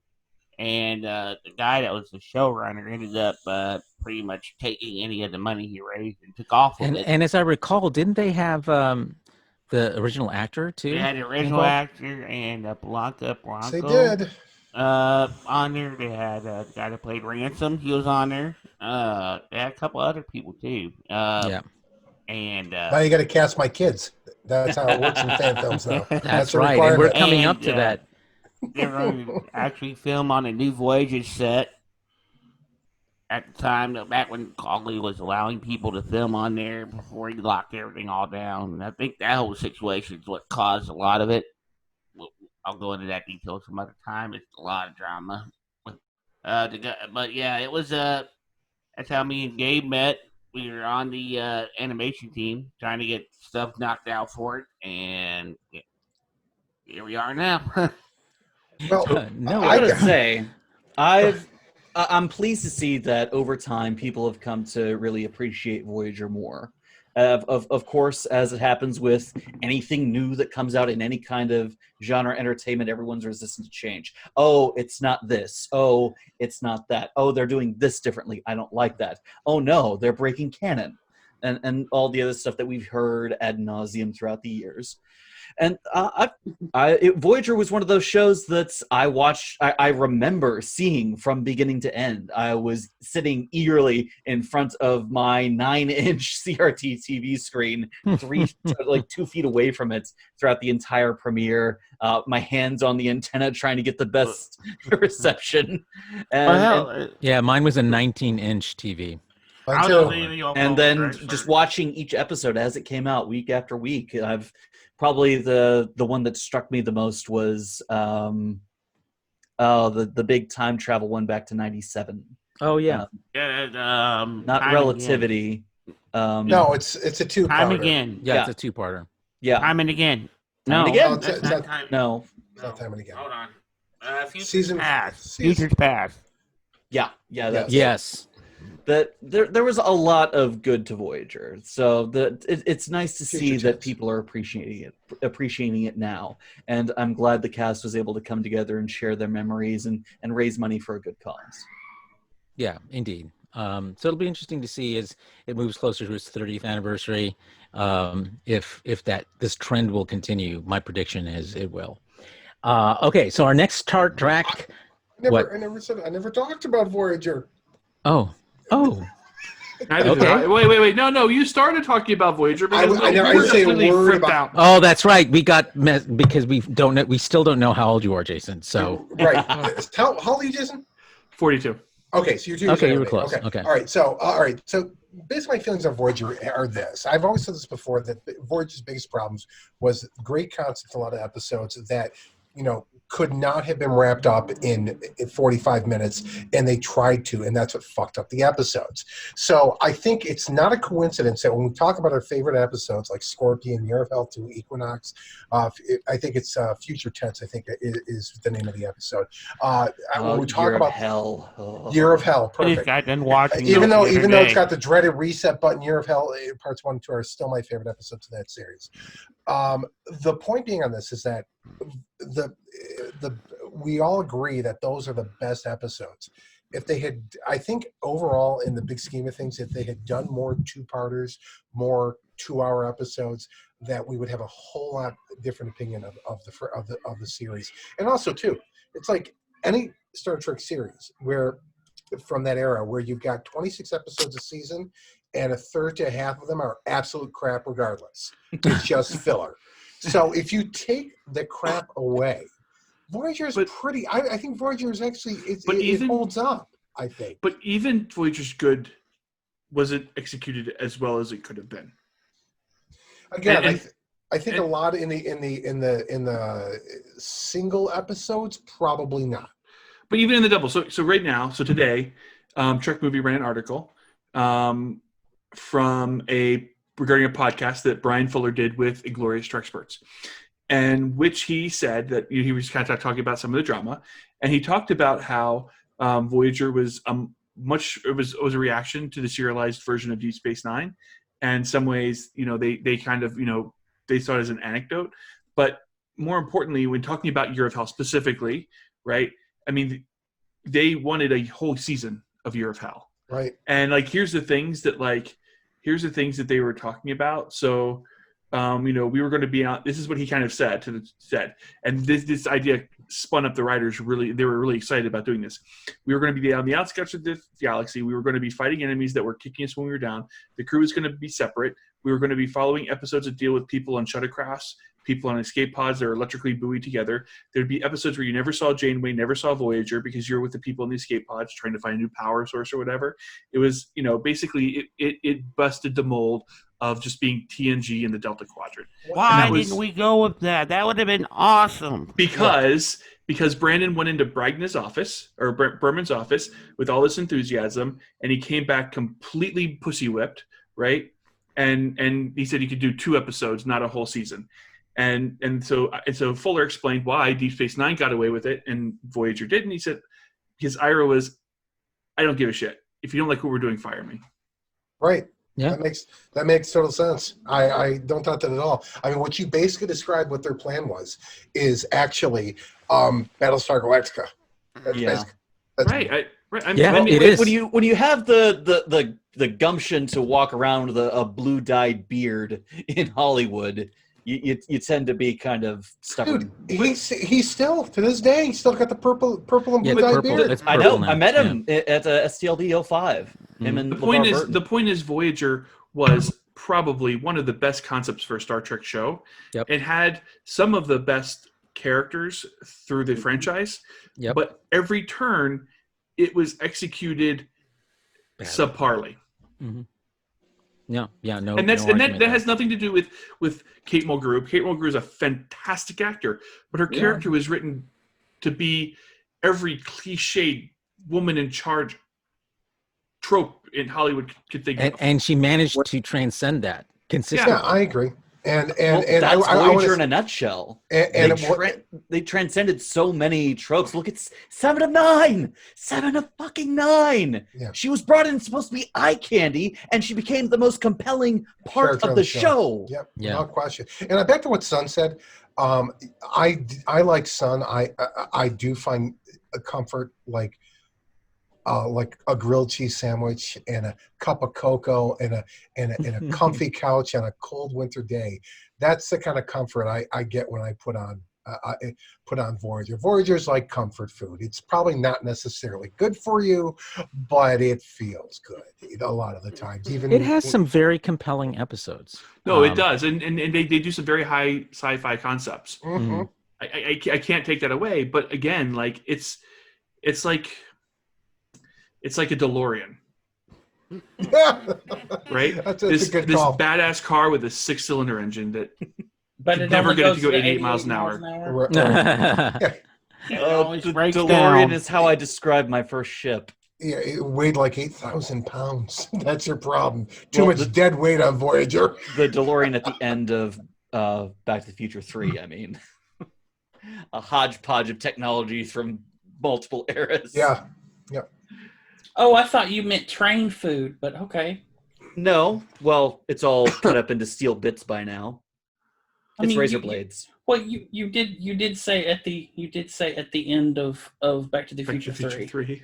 Driven by a steam engine, but driven by steam at least, with technology of a mix of 2000s to 50s, and yeah. Oh, you mean the train version of the time machine, not the DeLorean itself? No, which the DeLorean contained being train pushed food. by the Pushed by train. the train.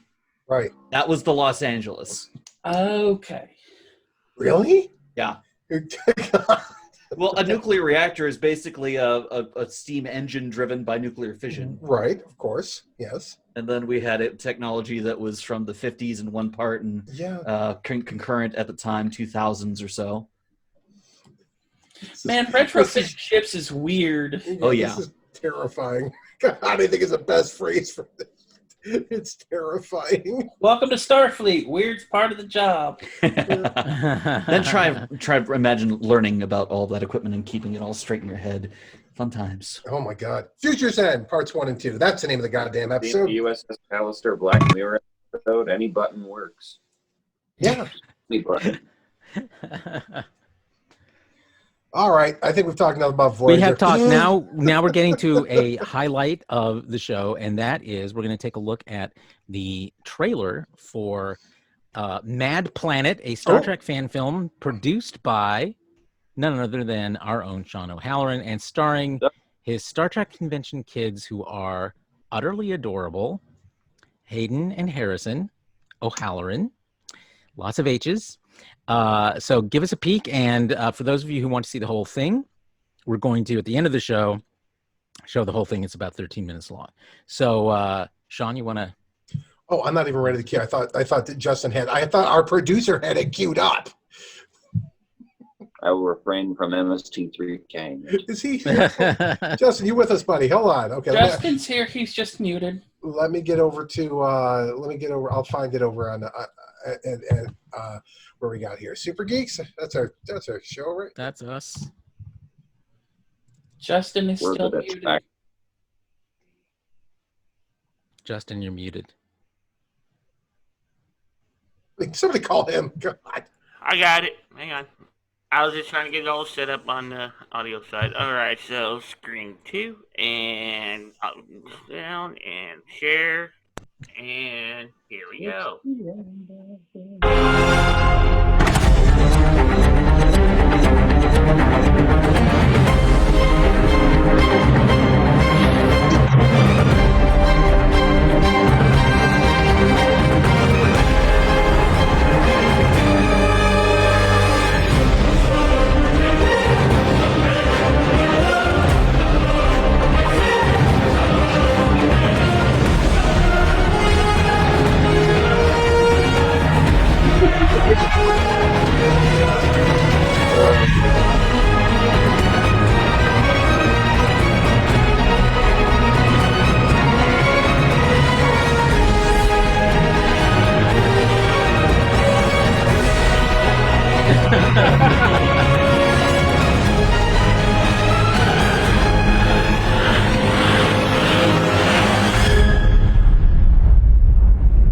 There are a lot of O'Hallorans on there. Is that a stuffed glommer? Yes. Was that Yeah. Heatmeister? Climber. Heatmeister or what? No, that was Coldmeister? actually the abominable snowman from Rudolph. Oh, the that's what Red-Nosed. it was. Yeah. I still bumble. love the moment where he's talking into the communicator and it's not completely open and it just falls open. I just Yeah. I love that. little moments like that just make. Yeah, there was so much. I gotta be out. There's so many continuity flaws in this thing, as far as shit like that. And Hayden calls him captain at one point when he's really commander. I didn't even bother. It's part of the charm to the whole thing. I just let it go. I didn't care. Hashtag real fan films. Yeah. There you go. So, So where can I folks, get my Mad Planet patches and challenge yes, coins? we need Mad Planet Biscuits. patches. Biscuits. Graphic Biscuit tees. patches. Lots of graphic tees. I need a Biscuit backpack. patches. I just want a glommer. Yeah. Oh yeah, that's right. TribbleToys.com, $18. Wow. It's David Gerald's company. I was going to say that's David Gerald's company. Yep, I got it the last year's STLV.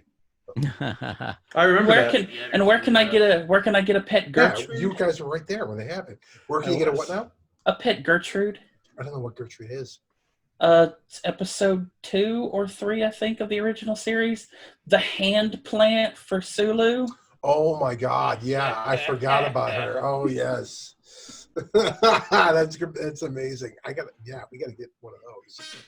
Heck, I want that for the next film. Damn it! I'm gonna get on that. Okay, we've got just a couple more topics before we get to the end of the show, and we get to watch the entirety of Mad Planet, a Star Trek fan film. So we're going to go into our gaming section of the show, and we're going to start with news coming from Ross about the cancellation of BlizzCon this year. Ross, what can you tell us? So probably most of us who have been following the news for a while expected that conventions would be canceled throughout the summer and probably leading into the fall. BlizzCon usually takes place in October, in the early to mid-fall, so we didn't exactly not see this coming. However, they did not announce any kind of online-only standalone con. But they did tease that they would offer some sort of alternative in early 2021. BlizzCon is the main venue for big announcements from Blizzard and Activision Blizzard as a whole. It's also their big esports event for the year. So this marks a pretty significant loss for the company and for the fandom as a whole, as the latest expansion for World of Warcraft is in production. People were expecting big updates for World of Warcraft Shadowlands, updates for Diablo, the upcoming Diablo 4, the Diablo mobile game, updates for StarCraft, for Hearthstone, and all of the other Blizzard titles, as well as minor news from the rest of the Activision Blizzard Minor. properties. Yeah. So what do you think focus the is implications of this are? Well, delays, lots of delays. Shadowlands is still in active development. Blizzard has done a pretty good job of taking care of their employees during the pandemic. They haven't let go of any significant portion, but everyone's working from home. They're giving employees assistance to make sure that they have stable internet connections. So work proceeds, but at a possibly slower pace. We're likely going to see delays for Shadowlands, for Diablo 4, and possibly Diablo Immortal, the mobile game as well. Have you ever attended? How many years I have they been attended around? the original BlizzCon back in 2005. I enjoyed that an awful lot. That was a hell of a lot of fun. After that, I've taken part in the virtual conventions. They broadcast in partnership with DirecTV. So, Oh, really? Yeah. So they have had digital versions of the convention available before, but not digital only. The focus has always been in person. This is their big promotional event, their big advertising event, where they lay out their content schedule for the following year. But it's also where they get all of their big sports events, where they bring in the big crowds for esports, is where a lot of their business comes from. Mm-hmm. So it'll be interesting to see what Blizzard does going forward. Without esports, that's a big hit to their bottom line. But we'll see. What's been the industry response and fan response? Understanding for the most part, but also there's been some pushbacks. Not a lot of outrage, but mostly disappointment. Mm-hmm. Not unexpected, but disappointment nonetheless. Personally, when it comes to BlizzCon, I'm not really, I'm not mourning the loss right now. Blizzard Entertainment, in my eyes, is very much in a place of how the mighty have fallen. I'm not happy with Blizzard for a multitude of reasons. I'm happy that they're taking care of their employees throughout this thing. Good for them. I don't think they've treated their consumer fan base the best. where the recent Warcraft 3 remaster, I believe, was a complete disaster. I believe that their response to things that happened along the lines of the Hong Kong protests was completely disastrous. Yeah, I remember that. Their response to all this have been not that better. I have a feeling that had BlizzCon gone forward, they would have found themselves in even more hot water with that fan base. Well, they managed the situation pretty well at last year's BlizzCon, where the controversy with Blitzchung and his pro Hong Kong message and his subsequent banning from tournaments was still pretty fresh. They went as far as establishing a protest area outside the convention. People inside were still pretty civil, although there were still a few moments during the convention itself where there were momentary protests inside. Nothing, there was no major disruption, and they actually handled it all with grace as far as I'm concerned. It was still a pretty regrettable situation, and they handled it as well as any corporation with stock in the Chinese market would have.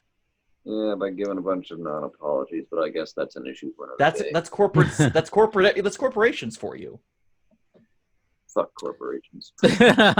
And on that note, we will move to our next gaming topic, and that is news from Games Workshop that there is a new edition of Warhammer 40K that's been announced. I know it's going to make Alec Peters super happy.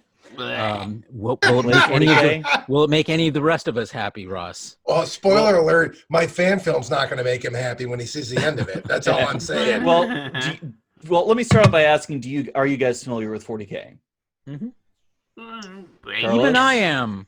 Familiar? Sure. I mean, I know what 40 is. I know nothing about it. Does anyone play? I've only played the RTS, Dawn of War. Awesome. Okay, so I'll try and keep this as general knowledge as I can. So Warhammer 40K is a tabletop strategy game where players build armies and duke it out on the battlefield for various objectives. The game has been around since the early 80s. It's gone through multiple different editions over the years, some good, some terrible. And now we are looking at the 9th edition of the game. This is coming off a gradual improvement after a rather disastrous 5th edition, I believe it was. And the game has made some pretty good improvements over the years, both as far as balance and general enjoyability. One of the common fears when it comes to new editions is that all of the subsequent rulebooks that have been coming out become obsolete as new ones are released after the primary rulebook has come out. But one of the main notable things of this edition that is completely different than anything that's come before, from third edition through 7th, the story, the ongoing story of the game has been pretty static. They've been kind of slowly creeping towards the edge of the 41st millennium, going into the 42nd, highlighting nebulous end times and dark things on the horizon. Any pandemics? Oh, there's plenty of there's a god of disease and decay and death in the game whose whole bit murder hornets, wildfires, and race wars. His shtick is all disease, decay, death, overgrowth, and everything else. His name's Nurgle. That's the reference I was making a couple weeks back, months back actually. Yeah. So yeah, plenty of pandemics, plenty of death, destruction. In the grim darkness of the 41st millennium, there is only war. Oh, and if you watched Event Horizon, that's space travel. Yeah, they literally go through hell, the warp, in order to go faster than light. But with the release of this latest edition, they're finally moving the story forward. Last year, they released a group of books called the Dark Imperium, which finally moved the story forward. It changed things pretty significantly in the galaxy. At the center of the galaxy, there's this big warp rift that it just causes all sorts of chaos and death, and is the primary entry point of the forces of chaos, disorder, and all that is evil in existence. And the planet that was at the main entry point fell. But the army that was holding that planet held longer than the planet itself. That's kind of the meme. The guard broke before the planet. So now the galaxy is bisected by this massive warp rift. Heroes have arisen that have long been thought dead. Great forces that have long been asleep are awakening. It makes for a very interesting storytelling, and there's a lot of story to tell after a game that's been out for this long. So it's going to be fun to see how this goes forward, and I'm going to wrap things up as I see eyes glazing over. It would make a great movie. Yeah, and there's talk about a Warhammer TV show coming out. Isn't that always been some kind of TV or television franchise always been in talks? It's been for a long time with this. Yes, but 40K being, the original Grimdark, it's kind of hard to adapt that to a mainstream audience. It's always been kind of niche. So it's got broader appeal now, but they don't want to compromise what is the core of 40K by making it too accessible. Well, okay, well, fuck them.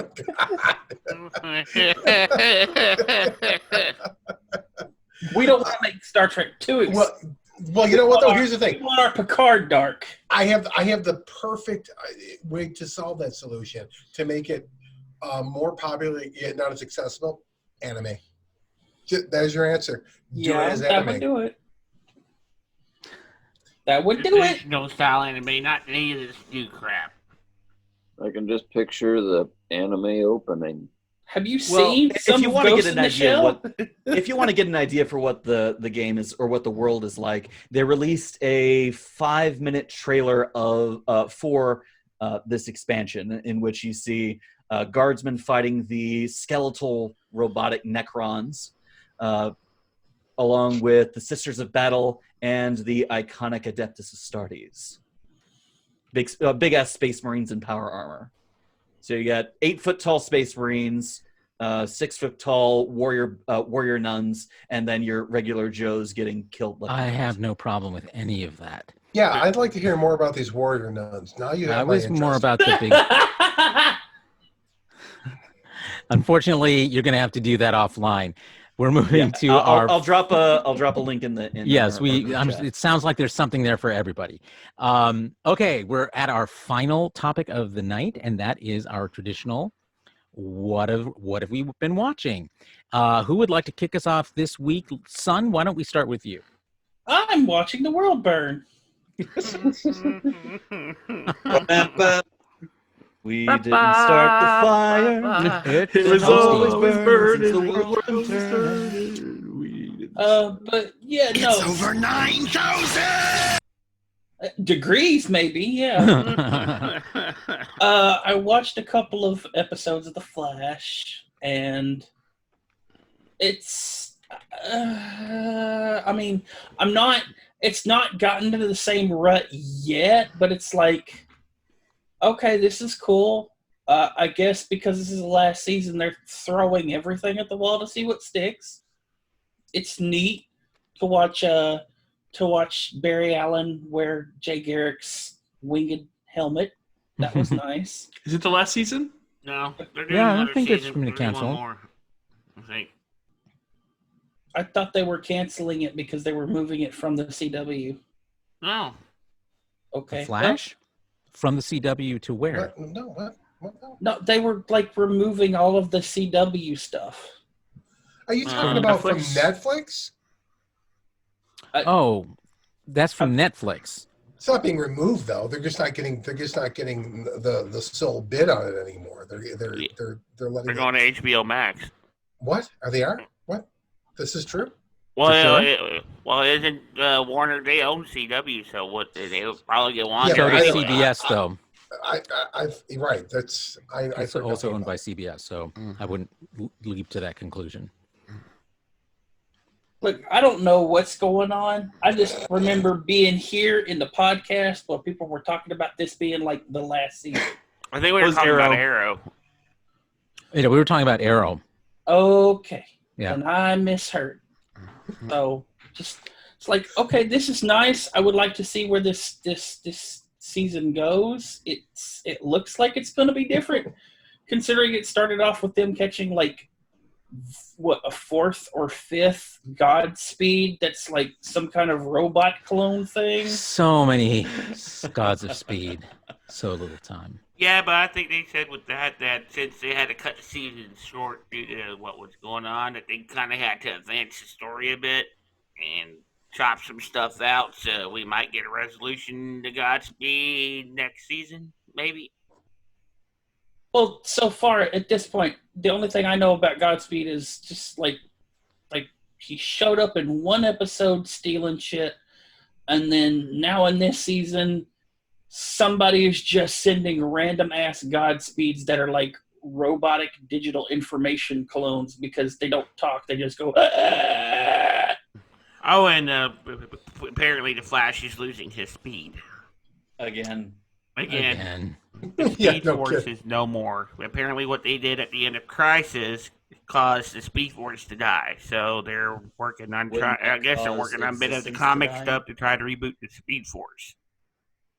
And then we'll get another universe reset so they can incorporate whatever shows they need to incorporate at the end of the season. So I think this is the time to bring out the cosmic rod. Well, it would be a comfort. Between the staff and the rod, The of course. ripped cosmic. Thank you for your cosmic rod, Jason. Anytime. It's here for your all's comfort. Okay. Okay, Travis, thy rod and thy staff comfort me. What have you been watching this week? I've got three things worth mentioning. The first is, well, I guess the first one isn't really a movie or a show. I actually finished playing Jedi Fallen Order, which is the new Star Wars that came out last year. Don't worry, Jason, I won't spoil nothing for you. All I will say is that it's a very... You already screamed about the ATST in chat. I mean, like, yeah, well, that was at the beginning of the game. If Jason hadn't gotten that far, then I'd be surprised. I was very frustrated towards the end because, God, some of these boss battles were just ridiculous. I was very much like, I'm a guy that doesn't always, well, I don't really swear when I play a video game at the television because in my mind, it's like, it's a game. It's a game. I can't hear you. I found myself saying, like, God damn it, a whole bunch every time I die because some of these boss battles I was fighting and were just ludicrous. But, Jason. That's the Force. It's definitely worth playing through. I completed it in about 3 full days, and I'll be curious to see what your thoughts on it are. I'm stuck. You're what? I'm stuck. Yeah, You're me too. stuck. Well, Yeah, I'm stuck. maybe I can give you some advice Stuck later. at. The world with Second- all the old ruins. I'll go offline. Yeah, okay. Second thing I watched of interest was a 2.5-hour YouTube video by YouTuber Your Movie Sucks. It's been making the rounds. I know I posted in the Axa Monitor group because it was reminding me of the tardigrades thing. Oh, But it's it's a video by YouTuber Your Movie Sucks, who went through the entire series of Kimba the White Lion and excellently dissected the controversy that follows this series around that Disney's The Lion King ripped off its story from Kimba the White Lion, and the way he goes about just picking apart this controversy and just saying like just how he picks apart, and it's about the context and how all these YouTube videos that he's found on the subject are incredibly misleading. The way he goes about it is just really well done. It's also very entertaining. There was like, I was actually pretty surprised when you said that you watched Kimba the White Lion growing up, Carlos, because I almost wanted to think of what you thought of lions. Like, it's too bad that all the elephants were so mean as they were. If they weren't mean, then they wouldn't have to be exterminated. It was just, some of these lines that were in this series were just completely like outdated to the point of just being laughably offensive at times. Like, it's definitely like, if you've got 2.5 hours to waste, it's definitely worth the watch. So can I ask a question about this, Travis? So the bottom line here is that he's dissecting the arguments that claim that Disney stole Kimba the White Lion from. Yes. Okay. And where does he end up on it? He very much says that the atmosphere around this controversy is very misleading.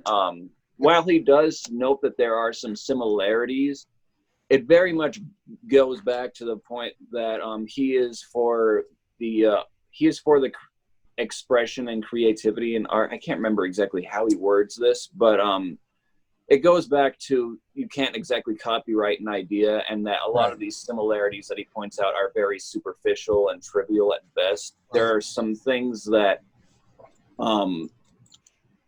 when you look at these, like, he notes that the people who make these claims very much are not always familiar with Kimba the White Lion. Right. And when for example, sorry, I'm stuttering a bit. There are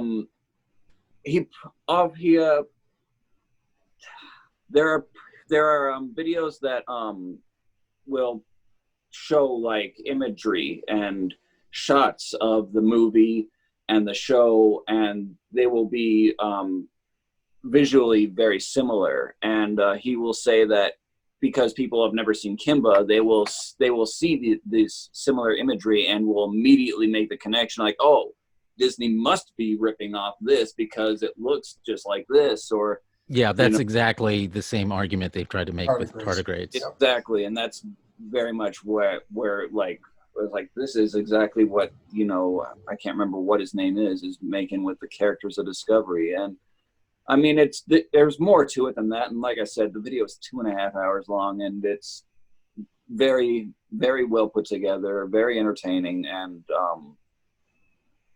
if you're in the least bit curious, again, the YouTuber is Your Movie Sucks, and he did a good job with it.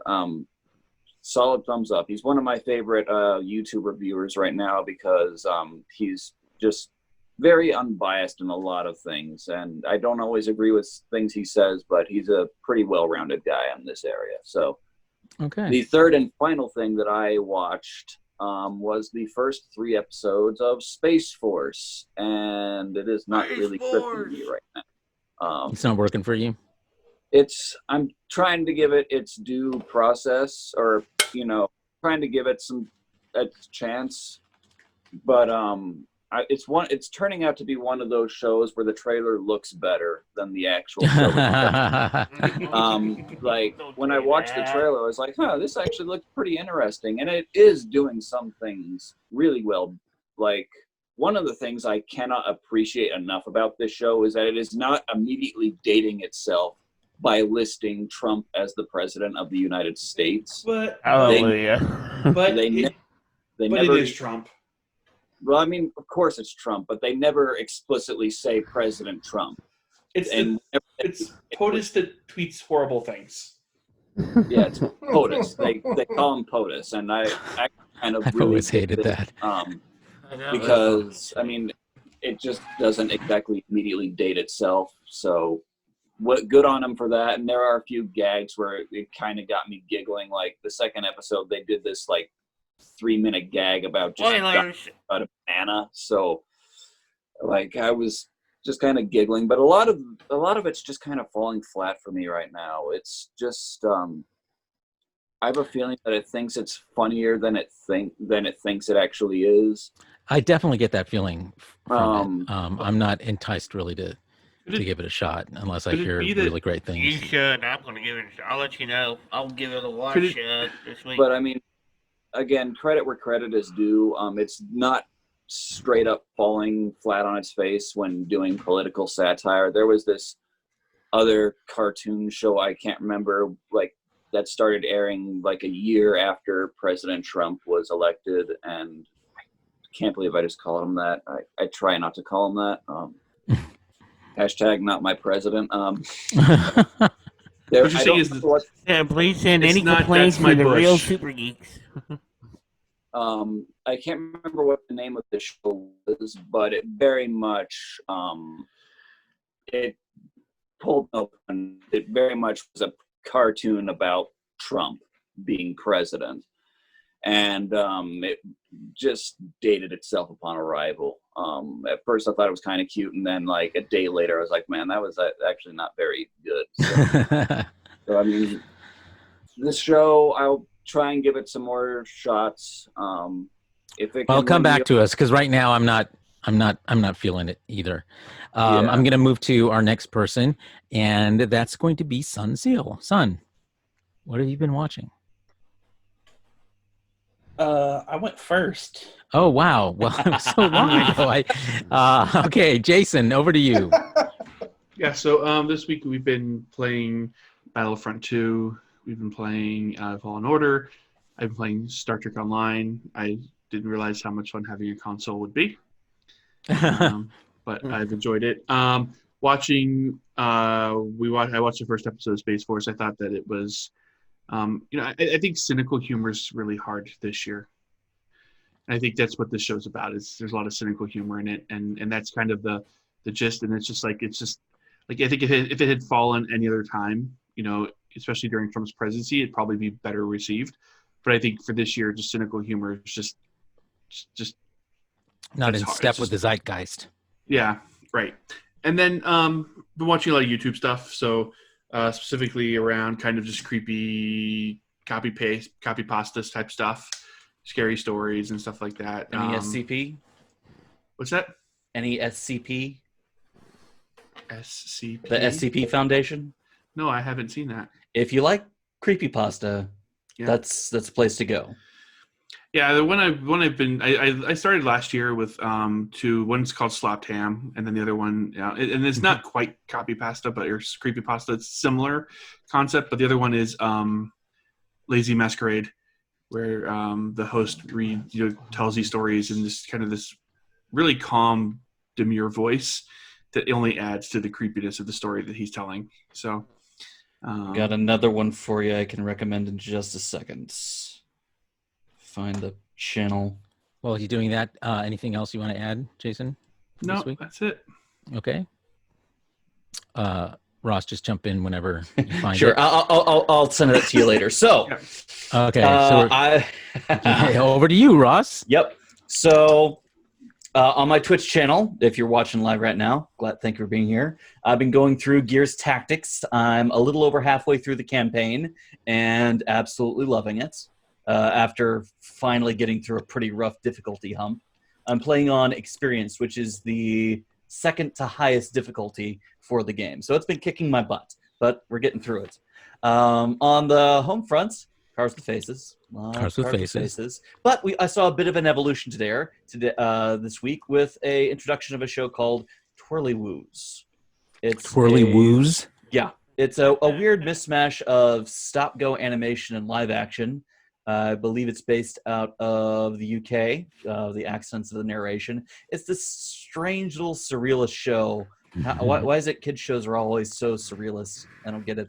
I'd love to see more adult surreal stuff, please. Anyway, it's just this weird little faux family of vaguely bird-like things and going around experiencing things that are vaguely based on words. Connecting, which ends up tying three people's shoes together at a bus stop. And and in addition, I've also been trying to catch up on She-Ra. The series finale released. Well, the final season released this week. It's already been binged and thoroughly spoiled, so I thought I'd catch up. I wanted to catch up before the show, but I'm a season behind, so probably next week I'll be talking a bit about that. Sure. It's a good show. Very good show. I like Shira. And a bit of an update. Interest after season 1. It's just like, God, that show felt so wrong to me. Well, I'm enjoying it. Before I finish off, a bit of an update from Story Before. Legend of the White Tiger reached its funding goal. Oh, wow. And reached its $500,000 stretch goal, which means it's going to be a feature film. Awesome. Nice. In addition, they added a couple other stretch goals, including a 4-issue prequel comic. So we'll see when that happens after the whole pandemic thing passes up, because it's an action TV show, so it's not going to be able to work with social distancing. Yeah, so I'll have to teach Alec Peters how to make a production with under $1 million. I taught him how to do that this week. He's not paying attention, trust me. Hey, Bat in the Sun has been doing low-budget, high-quality videos for quite a long time. If you want to see something what they did, look up Darth Vader versus Batman. I got him on my Facebook. He pops up on live feeds all the time, pitching stuff. They did a really good job with it, and they've got an ending where either Darth Vader or Batman wins. So if you want to see either one, they work it by polls. They film both and then release whichever one wins the poll. That's not real life. Wait a minute. Never mind. The poll chose Batman the first time. All right. Of course. Batman Okay. always wins. Justin, over to you. Alrighty. Well, I started on a rewatch of Doctor Who, and I got the little deal. So when you say rewatch, which Who are we talking about? The 2005. Okay, so yeah, starting with the reboot. Yeah, very first. Just kind of going through, since it's on HBO Max. There we go. I was going to actually watch it before the last season premiered, but Amazon decided to take it off early. So, there we go. I'm also watching Harley Quinn. I watched the last episode of that. I'm going to watch Space Force. I meant to do it today, but I was busy doing something I will be watching here in a minute. And see what else did I watch. Oh yeah, I watched Voyager again. Got through watching Year of Hell just the other day. I was watching it while I was unpacking. I'm probably going to give it a rewatch myself. It's been a while, and I really love those 2 episodes. And, either playing Space Engineers or Gears 5 on over on Twitch. All right, excellent. And Sean? Well, I have not been watching that much TV this week because spending the whole week editing. But I did watch more Parks and Rec. I caught up on Rick and Morty. That's about it, though. That's literally about it. The Office is better. Wrong. Oh, here we go. You too. No fighting. You too. Let's see. For me, basically 3 things of note. One was the unintended season finale of The Good Fight on CBS All Access, which was hilarious. The title of the episode is "The Gang Finds Out Who Killed Jeffrey Epstein." And I'll tell you this, the last shot of the episode is priceless. I won't say any more. Worth a watch if you have CBS All Access. The Good Fight continues to be continues to be one of the best television shows on the air right now. And Christine Baranski and the whole ensemble, that are just amazing.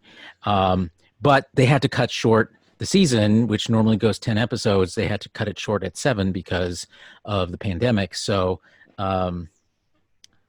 they left us earlier than they thought they were going to be leaving us. And so there's a lot hanging that we don't know yet. But they normally end with a lot hanging anyway. So I'm not sure how different it would feel.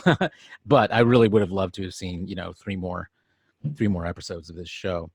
I'm winding up watching the Hulu series Normal People, which is set in Ireland, and I love the way they talk. Enough about that. And then I enjoyed the teaser that was released and shot in their individual apartments and homes by the cast of Umbrella Academy, in which they announced the coming new season, second season, and it was just a really cute. They're like dancing around in their living rooms and stuff, and it was cute. So I'm looking forward to that coming back to Netflix shortly. I forget what the actual date was, but July 31st.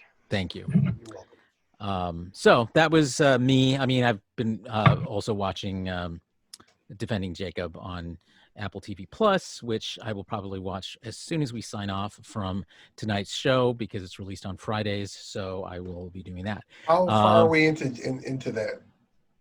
How many episodes are there? This is, I think, the finale. It's either the finale or the second to last. All right, because this is the reason why I avoided the good fights, because I've really gotten used to binging. So well, that's what I ended up doing too. So I watched the first episode and the second episode and then kind of left off for a while. And so then I watched the last the 3, 4, 5, 6, 7. I binged this week. So I fit in a lot in there from that one show. And it's just, I love that show. They're so wacky. I mean, the producers of the show, husband and wife team,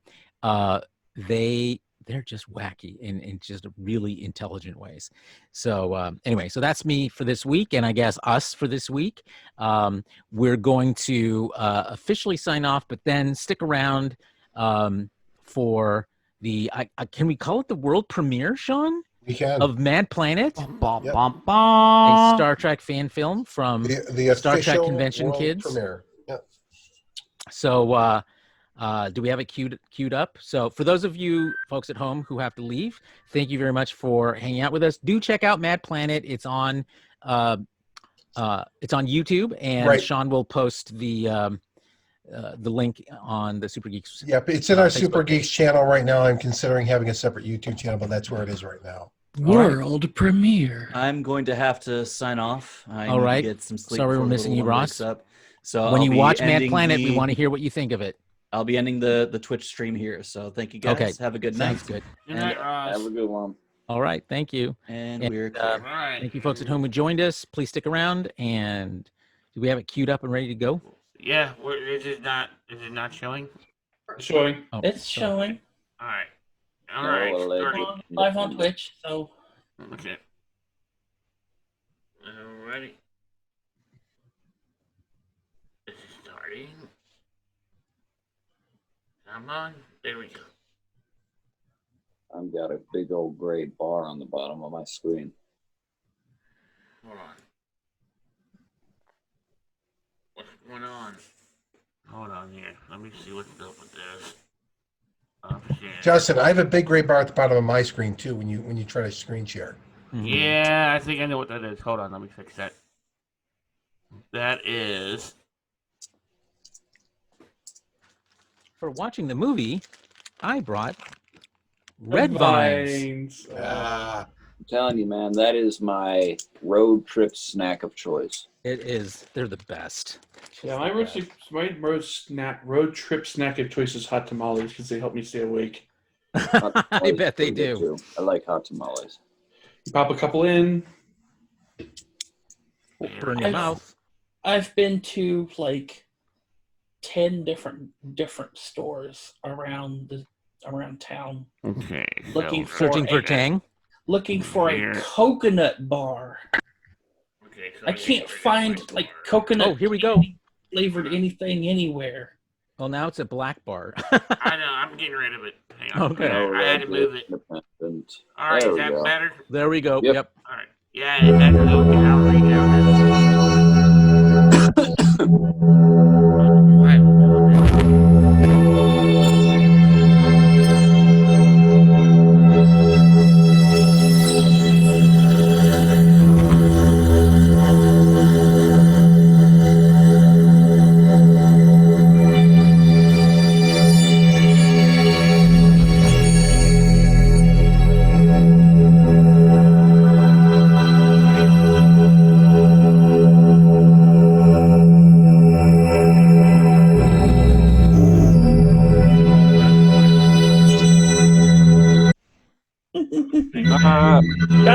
face it. Chicken nuggy! Oh, you did not put that in there.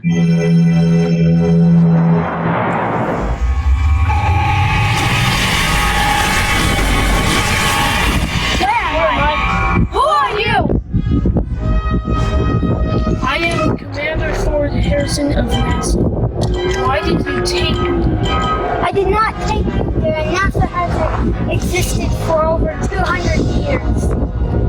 So, yeah, I don't know what to say about that, but you're possibly not from NASA.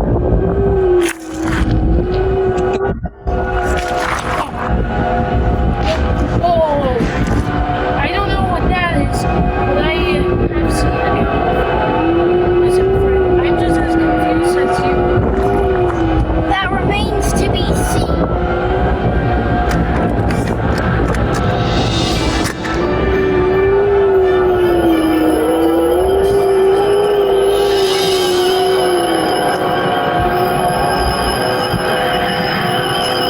My tricorder confirms that you are who you say you are.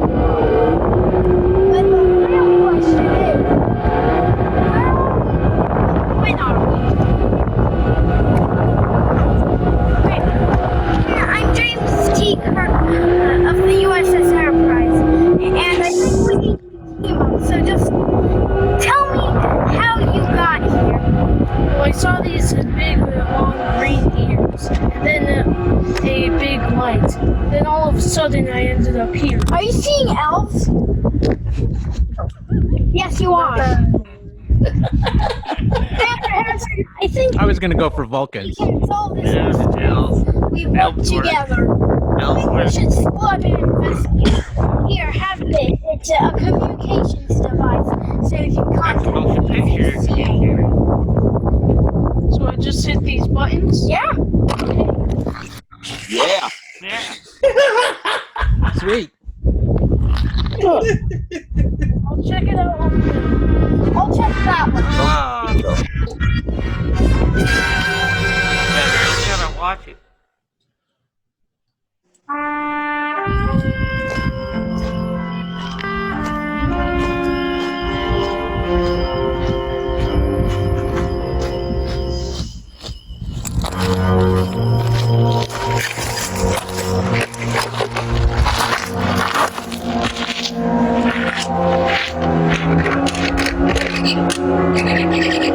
Captain's log 13256. We're on a strange planet that's similar to Earth. My companion is an explorer like myself, but from a different time. We're still searching for clues on who and why they brought us here.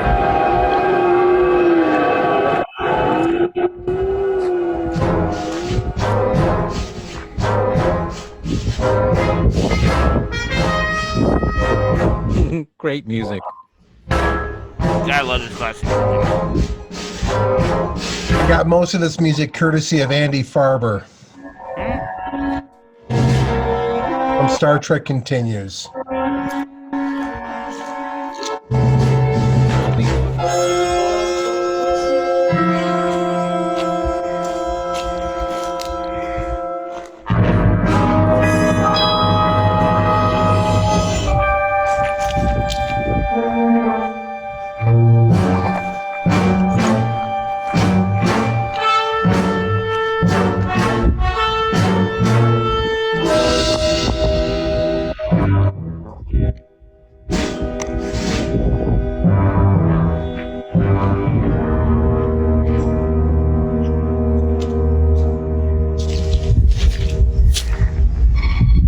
Captain Kirk, I've found a strange creature.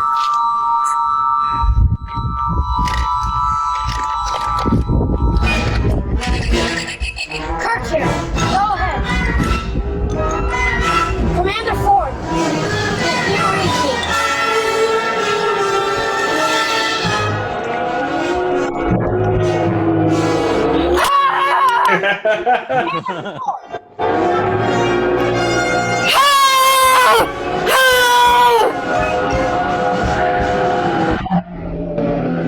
Yeah.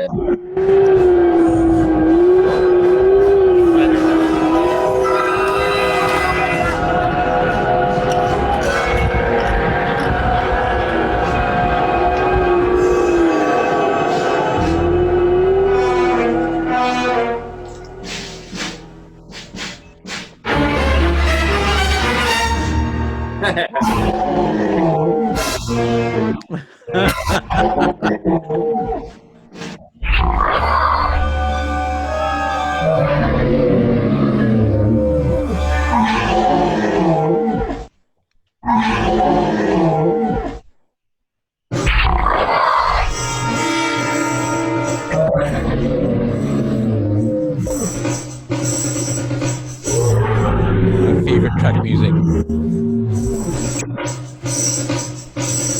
What?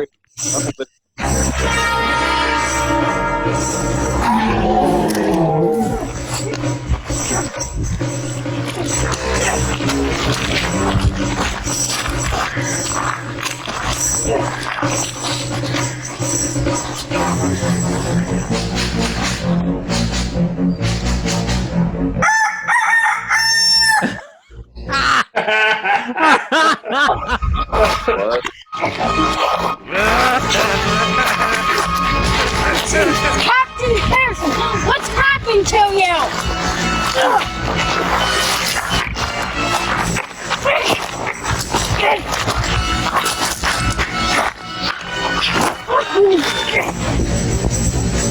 I love the tongue. What is That going was on? so bad. This is madness.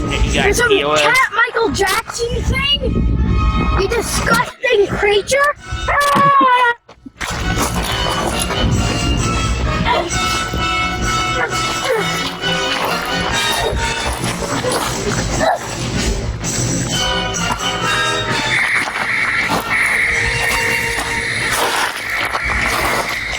Die, you ugly thing!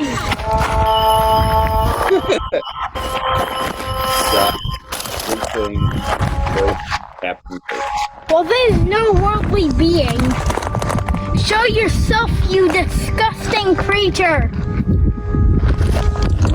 So judgy, Kirk.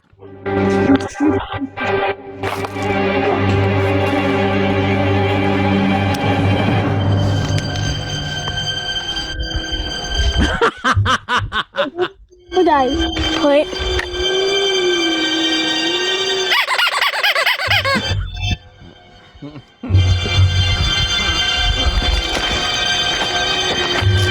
Where did that creature go? Who are you? What did you do with Commander Harrison? Why did you bring us? I want answers now!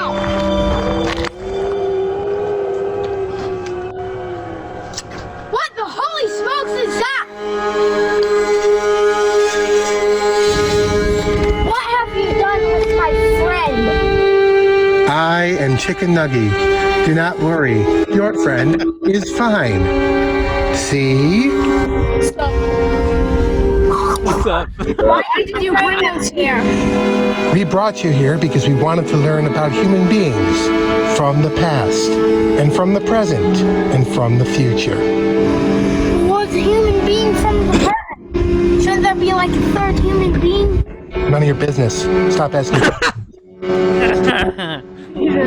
As a token of our gratitude, we are going to give you these cosmic sunglasses for you to enjoy and give you insight into the universe. Thank you for the sunglasses, Chicken Nuggy. I still have suspicions about you. Did you eat the last person? Did your tribe eat the last person? Shut up. None of your business. Well, that was a weird adventure, wasn't it? Yeah. I had these cool cosmic sunglasses. To be honest, a little boring space weirdo handing out drugstore sunglasses after they've done flying awful to us is kind of a regular thing here in the future. The future kind of sucks, doesn't it? Yeah, it does, but since you cannot go back to the 21st century, want to join my crew? Sure. Why not? You got video games? Dude, now you're talking. Hey, by the way, did alligators ever make XNR? 30 days out, bro. 30 days out.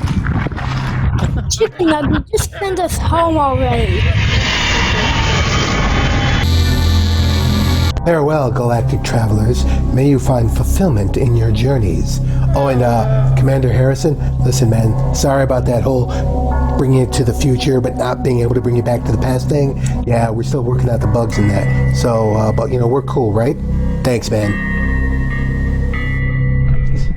There's still one question we didn't get answered. Well, what was it? What happened to the third human? I guess we'll never know.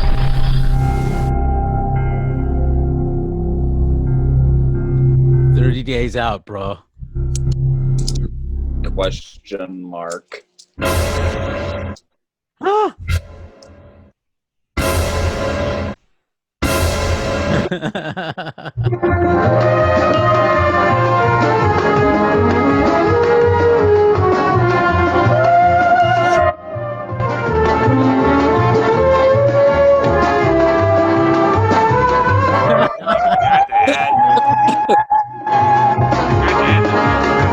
I love all these still shots. I also love the tongue on the dinosaur.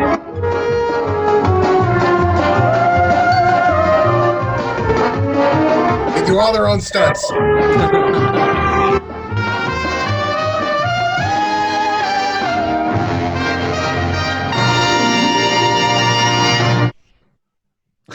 And there you have it. Oh, that was awesome. I will definitely need to watch it when I have a more like. I don't think it was a good choice for me to watch. Was it choppy for you too, Travis? Like it was for me? Yeah, it was I choppy. think it was YouTube doing That's that. just a Sorry. function of videos Zoom. over Zoom. When it actually gets uploaded and played, it actually comes in normally, right? Yeah. Does it not? Yeah. Yeah. Yeah, it does. It's just because of the streaming thing. Okay. It's just, So, There is a way to improve the quality of stuff that you show on Zoom, but you have to go deep into Zoom settings to set somebody want to wake up Grandpa Jason? it up. Jason, Holy cow. Jason. Jason, you with us? Jason. He looks like he has a head growing out of a couch. He does. Jason. God, But- imagine walking Hold on, into hold your on. house and seeing that. Who got murdered and they left their head on the couch? Oh, those Bundys. All right. All right, gang. All right, gang. Great show this week. Got it all worked Yeah. out. Thank you for enjoying my Well, fan I film mean, with me. Justin's still recording.